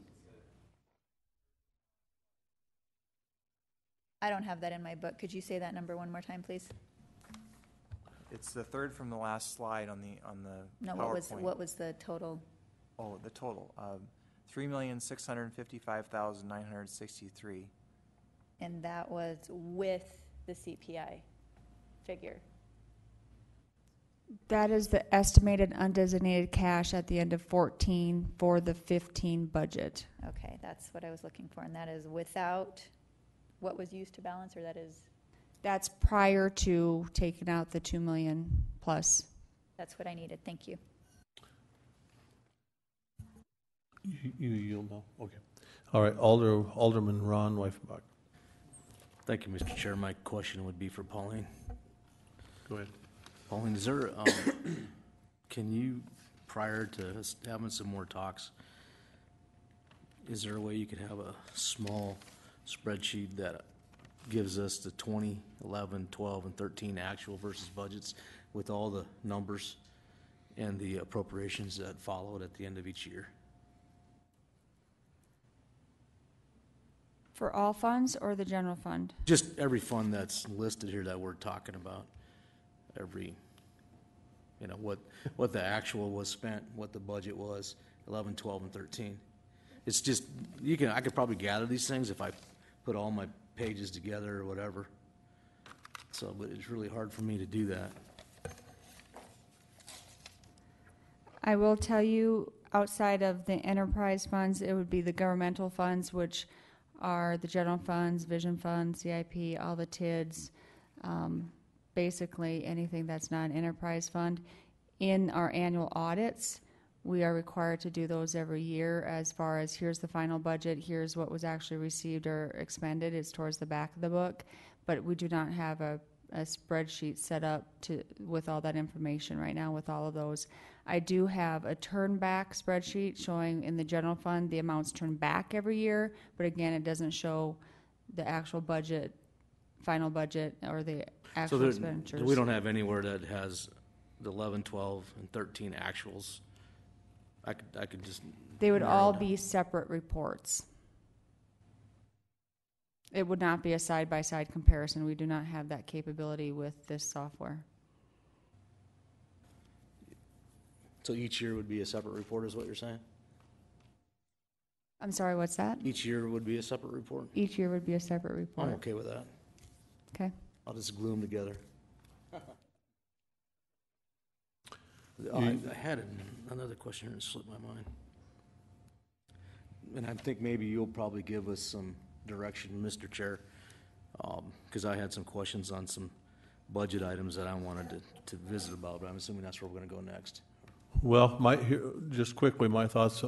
First, if this is it for Pauline, we'd take a break, and then I would think that we'd come back and we'd finish the discussion on the payment in lieu of taxes and the interdepartmental charges.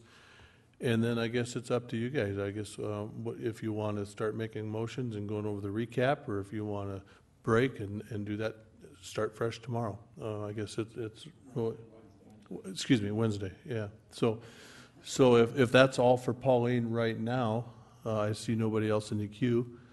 We could take a break and meet back here at how long do you need? At 7:55. 7:55, and we'll start. We'll go back. Mary, you can put your slide back up, and we'll start with your stuff. Thanks.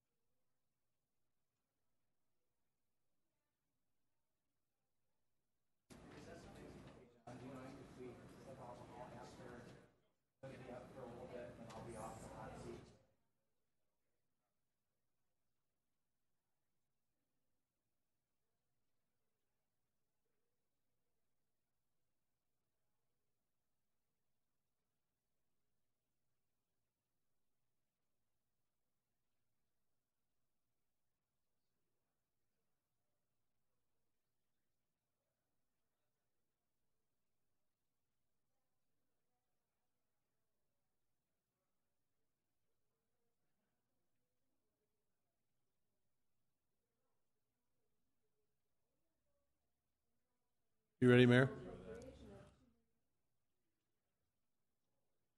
All right, we're going to ask everybody to take their seats if they would, please. What I think we'd like to do tonight, and I guess we'll feel everybody out here a little bit, is finish the conversation with the mayor regarding the interdepartmental charges and the payment in lieu of taxes. And then is what I would like to do is just have Pauline and or Amanda just go down the recap list so it's fresh in everybody's mind of what's on the list of questions. And then if you're, I know we have Amanda and Charity have early morning meetings in the morning. They'd like to adjourn and just come back and hammer the rest of it out on Wednesday. But finish the payment in lieu of taxes and the interdepartmental charges, and then just as a reminder of everybody, we'll just go over what's on the recap list, and then I have to share something with you that Jerry wanted us to think about. So if that's okay, but we'll just, if it's okay, we'll just the mayor's got his deal back up, and Amanda, I think you had the floor at that time, and if you have further questions regarding the discussion on the interdepartmental charges and payment in lieu of taxes, I'll give you the floor. Thank you, Mr. Chair. Hello, Mayor. Hello. Like I said before, I'm just trying to understand the mythology and where we're going, just so that we can maybe get some direction in going forward on here. So turning over to the interdepartmental charges, I know that you really made a concerted effort to take out the general fund to general fund charges because it created a haze in which trying to look at what the actual charges were for the enterprise funds. And I know you're working really, really hard on making it very, very easy to read and easy to follow and stuff.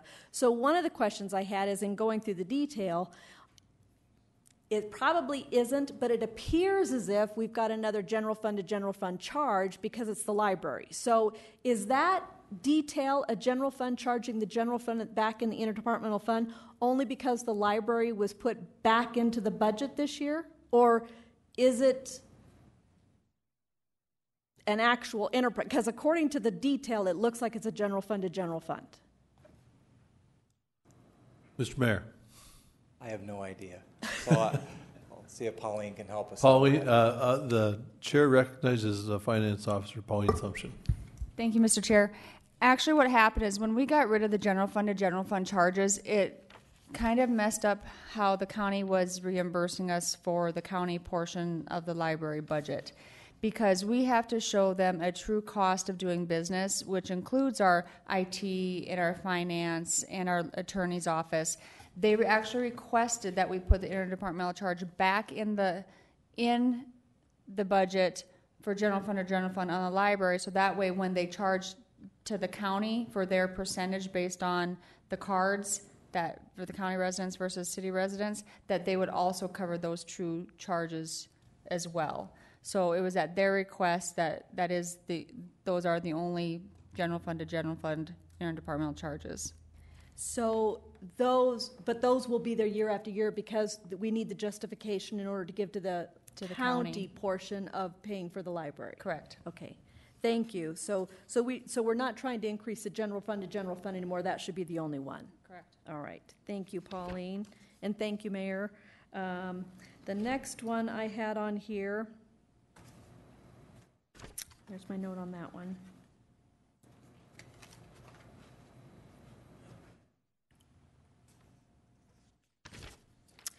Is then just taking a look at the interdepartmental charges, and as I already stated in the wrong section, but going into this is that we kind of removed or reclassified the wages for the parking lot and the meter officers to just be taken out, but it really didn't reduce anything.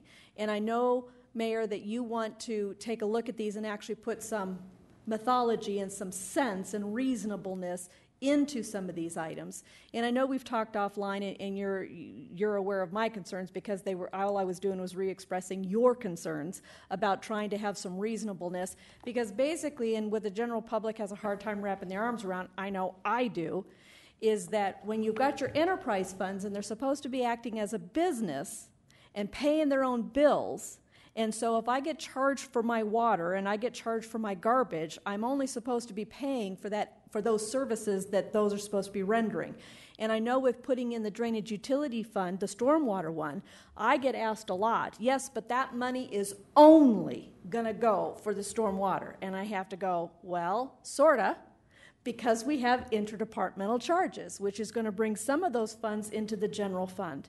So I basically was just asking, and you know, because we'd already had this discussion, when it looks like there's past finagling with the amounts, that where a 10% increase was taken across the board, the mythology of having charges to the enterprise funds for these services are kind of out of whack.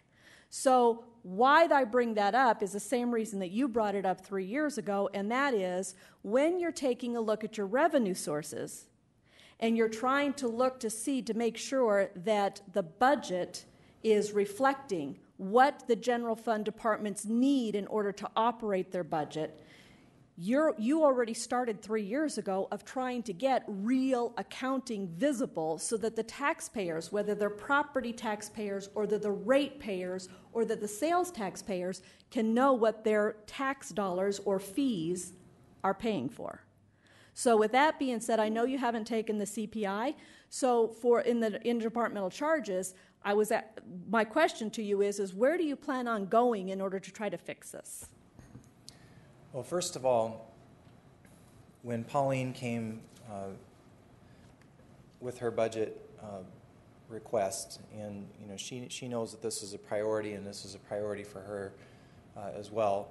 Is one of the things that you mentioned. We talked about the PILT charges earlier, the payment in lieu of property tax charges, and I would have loved to have reduced those even more for next year.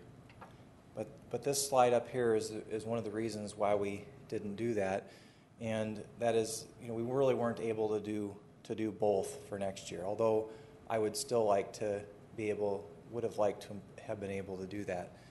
Now you mentioned, and you are correct, that this amount reflected here isn't truly a reduction. Well, interdepartmental charges by nature aren't a reduction or an addition. They're a swap. You're swapping charges between funds. The most odorous of the interdepartmental charges, the ones that created a lot of busy work, many of those are gone completely, and those were the general fund to general fund charges that you alluded to earlier. These other charges we are in the process of adjusting, but it's important to know from a cost accounting standpoint that it would not be wise to get rid of all these charges because they are an acceptable form of government finance. But because of the way they built up over the years, if you look at the history of interdepartmental charges, which has been passed out to you, it's very difficult to defend, and it's even more, and it's almost impossible to explain. So we address it incrementally, and next year, in terms of putting together the budget, it would be my goal to reduce the PILT charges even further and continue the exploration and the development of good formulas for the interdepartmental charges. Now, Pauline has a formula there is a formula for the CIP and the Vision Fund, and Pauline, if you wouldn't mind taking a few moments to explain that to the council. It was explained to council leadership and I earlier today, but I think that is pertinent to the discussion. In the Vision Fund, when they first started taking the interdepartmental charges, they built in just an incremental increase based on a CPI.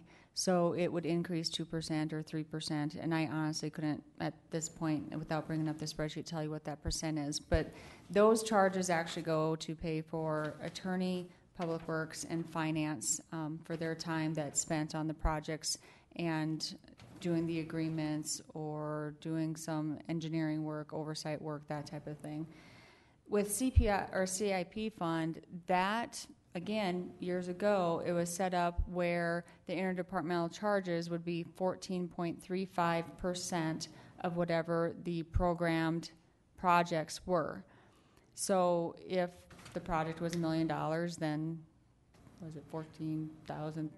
Yeah, whatever number. I'm not going to think about it right now. But anyway, that goes to, originally went to Public Works, attorney, and finance again. That's really bad. I know a finance person. I can't think off the top of my head tonight.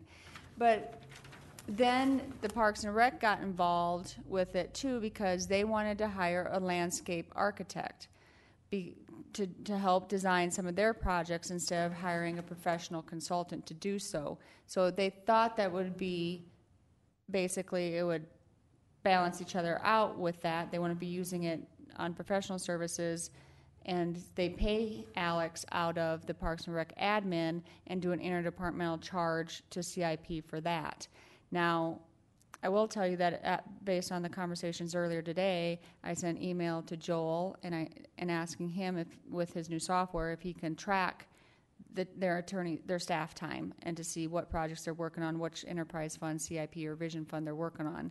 So if it's 10% of their time, then we bill out the 10% instead of whatever number it is that we're billing out based on pie in the sky numbers, I suppose. I don't know. I'm not sure how those numbers came to be. I've also sent an email to Jeff Bigler to have him look at Alex's time and how much time is actually spent on the CIP projects. And because right now we're looking at $70,000 just for Alex's time. And I think that's very high because I'm sure he works on other stuff that's not within the CIP budget. So I've already tag 2 department directors to start looking at stuff. I wanted to add on to the mayor's comments. Quite honestly, as we've made these 10% in cuts over the last 3 years, we've looked at what the low-hanging fruit is. And so, like, with parking lot and area, quite honestly, it was low-hanging fruit. It's like, okay, let's get rid of that, put them back in the PLNA fund where they were originally, but nobody wanted to take ownership of it, and keep them out of the general fund, keep them totally separate, because that created confusion on itself on whose budget pays for what. And so it was just, quite honestly, way easier just to put them back where they belong. But so as we continue moving forward, we're going to continue chipping away at some of the things that are the most obvious, like the attorney's office, because Joel will be the first one to tell you that he thinks the airport's getting way overcharged for their time, or the civic center, or whoever it may be. So those are things that we are going to start looking at. Again, I will be guilty about, I had other priorities on my plate with the new software and some other projects. So it wasn't a high priority to look a whole lot deeper when we could make the cuts that we did, still show a decrease, and still balance the budget as we needed.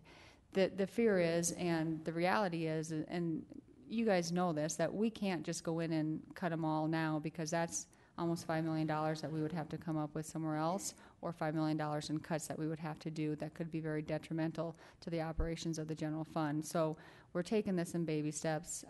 When we first started doing this, the mayor indicated, it took years to get here. It's going to take years to get to where is more reasonable. So we really are trying to figure something out that would work for everybody. And like I said, I've already stuck 2 department directors on it to see what we can fix for the next go-around. Mayor, did you have anything else to add to Pauline's comments? No. I'm sorry, I didn't hear you. No? Okay. And I agree with Pauline and the mayor. Interdepartmental charges are a nationally accepted practice, and I'm not suggesting we take it down to 0. As the mayor started 3 years ago, we just need some reasonableness, because ultimately anything we take from the enterprise funds is actually increasing the rates for the ratepayers. And so in order to have fairness for what they're receiving, we just need to be able to track the revenues to the expenses and be able to have a very, very clear path as far as what people are paying. So Pauline mentioned, Mayor, the Attorney's Department, which is one that we had discussed. The other one is the Finance Office. So I'm sure Pauline will take a look at that one. So Pauline will take a look at the Finance Department. And then the other one is the great big huge one, and that is Public Works. So if we can go ahead and just have those looked at. I realize it's too late in the season to probably take a look at any more decreases or shifting of revenue sources for the 2015, but I know you started this, Mayor, and I'd like to see it continue. So if we can take a look at those for the 2016 and see reasonableness applied, I think that would clear up a lot. So that was basically my questions, and I thank you for your time, Mayor. I yield the floor.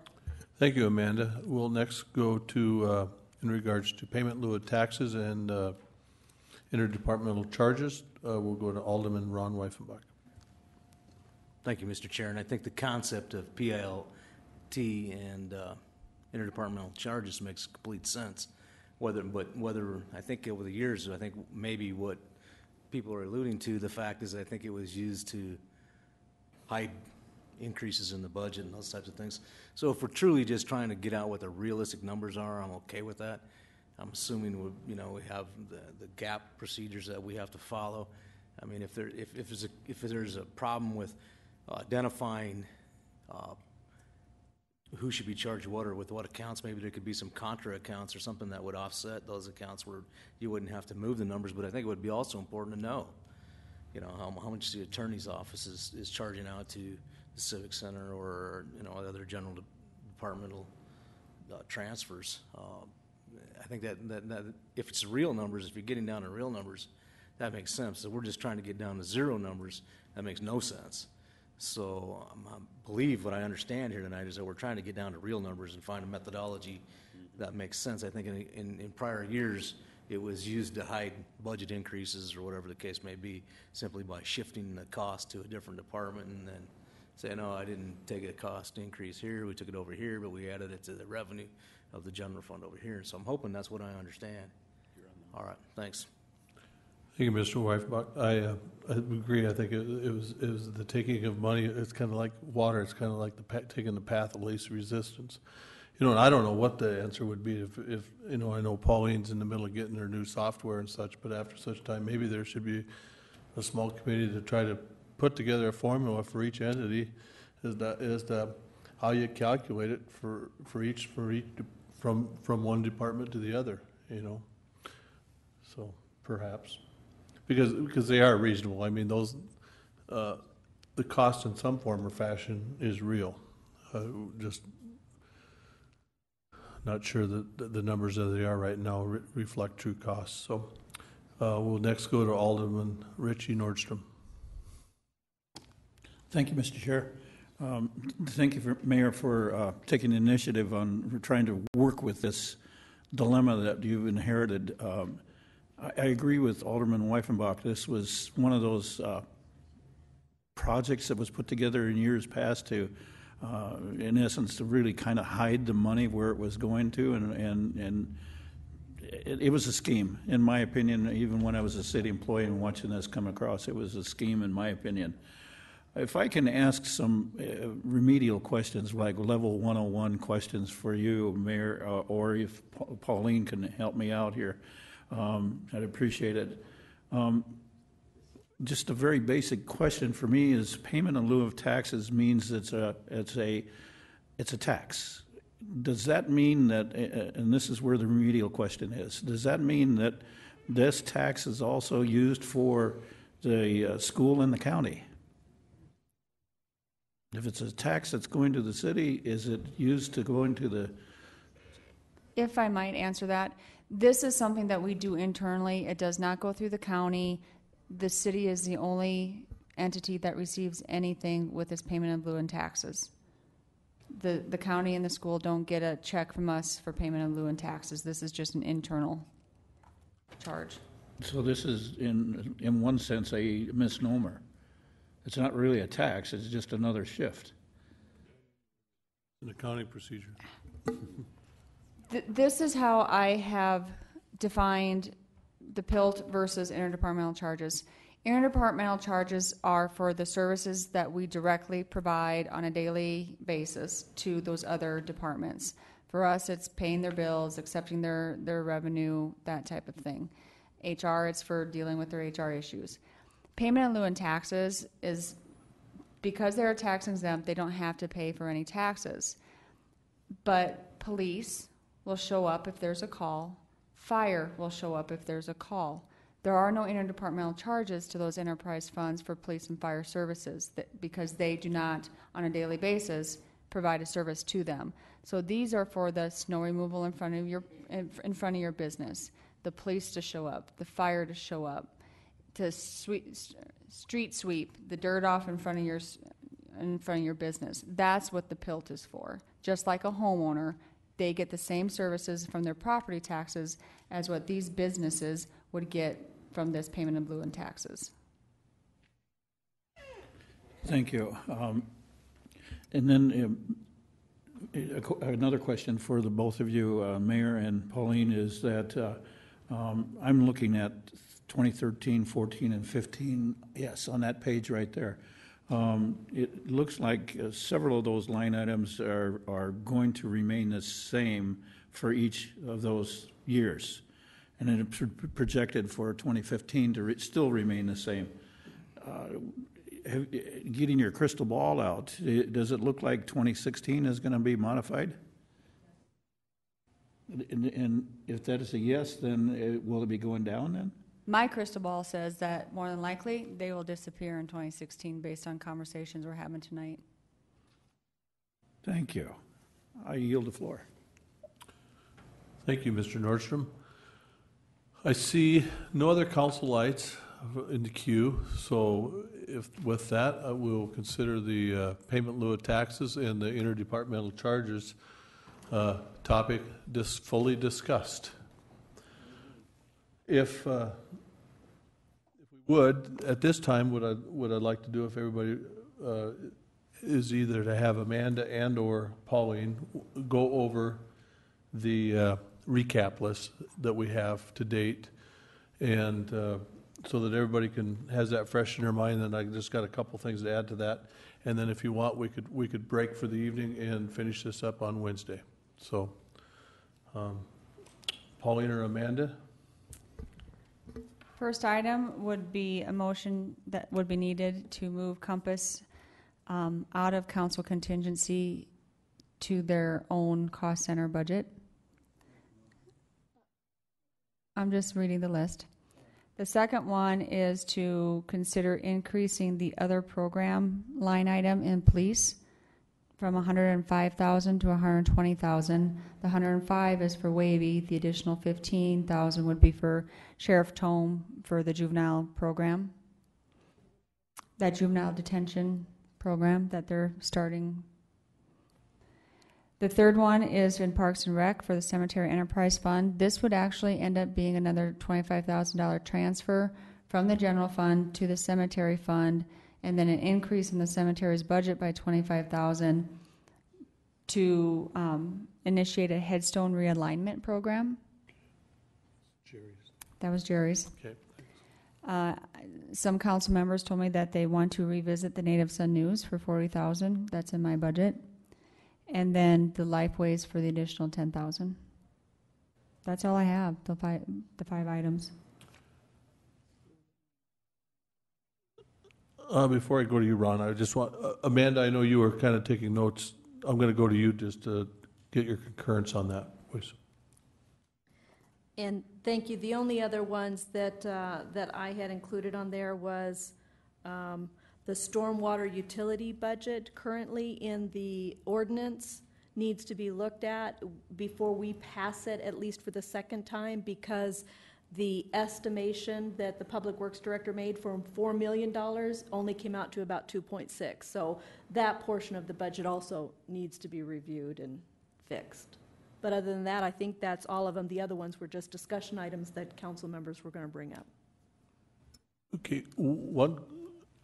and if I could, Ron, before I go to you, one question I had is one of the things I remembered from the very first presentation was Alderman Laurenti had asked about the insurance, and the increase, the dramatic increase, the 25 to 30% increase in insurance. And I don't know that you'd asked for some information, but then later on, if you recall, there were numerous other entities that had large insurance increases, and I believe Pauline gave a. So are you good with that, Steve? Okay, I just wanted to check. On that same note, I'm still accumulating answers from some of the, I'm missing 3 departments' responses to Mr. Laurenti's 3 questions that we brought down to 2. So. Remind everybody what those were, would you please?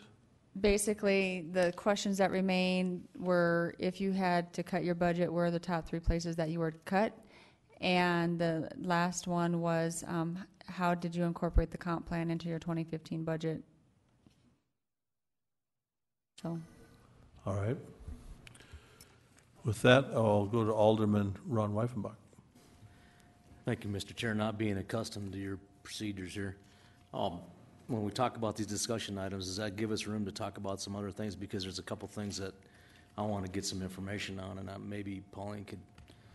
I think right now, tonight would be a great time if you have other discussion items that you want to bring up that you need information on, so that hopefully Wednesday night we would have the bulk. I mean, we still have time to do some things between the first and second reading, but it would be nice to. We had some. If I needed some information, then sort of know which way the wind's blowing, so to speak, by tomorrow. By I guess my first question would be to if Pauline or somebody could get with Chief Jagaris and find out what it would take to bring his staff, his entire working patrol staff, to par with what the sheriff's department is at for funding. And the other question is, he had brought up his fleet being somewhat behind the times a little bit, to see what we could do to get that up to par and some of the equipment that he had, what those actual numbers would be. So if we talk about budgeting for 15, that we understand that if anybody has interest other than me to do that. So if we could get with you, Garris, on that, that'd be awesome. Thank you. Thank you. Well, let's go to Alderman Richie Nordstrom.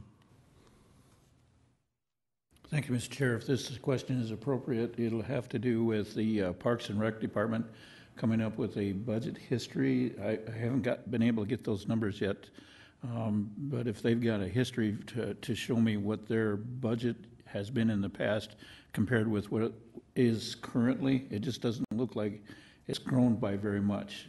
And yes, I understand the Horseman pool and the 50-meter pool have been involved in that, but take those two items out of there, what is their budget actually doing?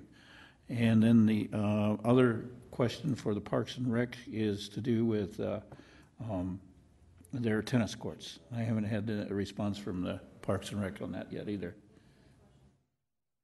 I guess I think what we're hearing is what specific question regarding.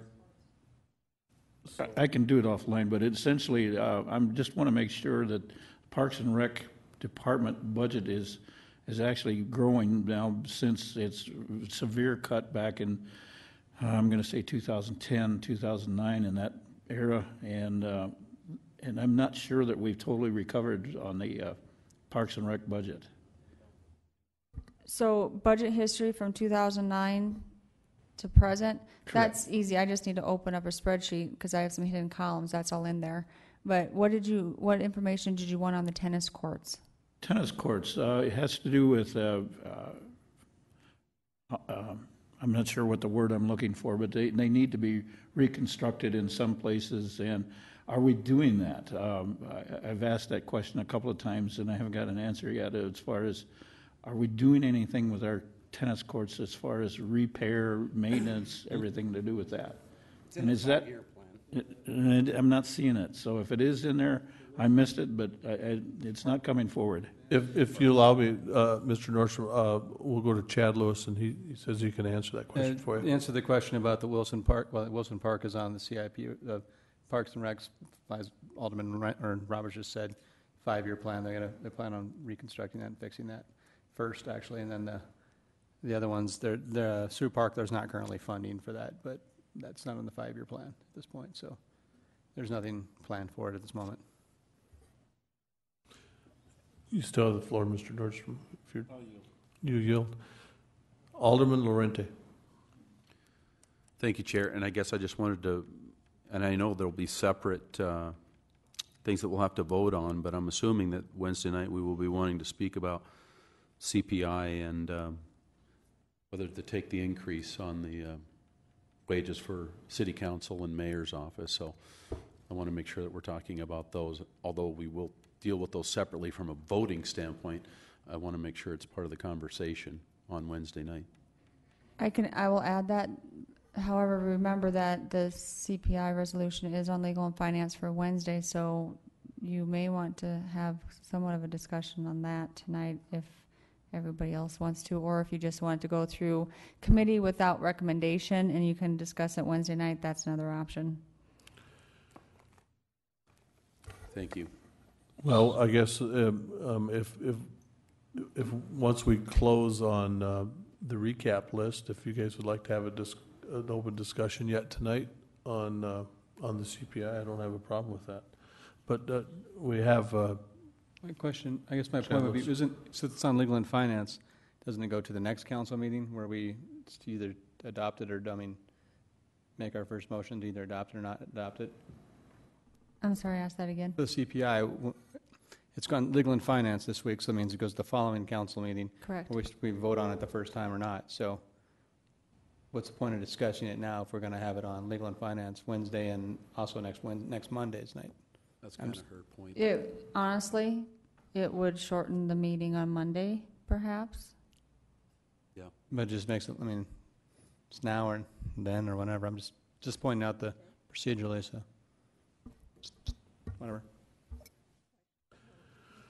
Well, I guess it's up to you guys. We can discuss the CPI now, or somebody can make a motion to adjourn if there's no other items on the recap. We have a motion to adjourn by Alderman, we got a second by Charity Doyle. All those in favor? Those opposed?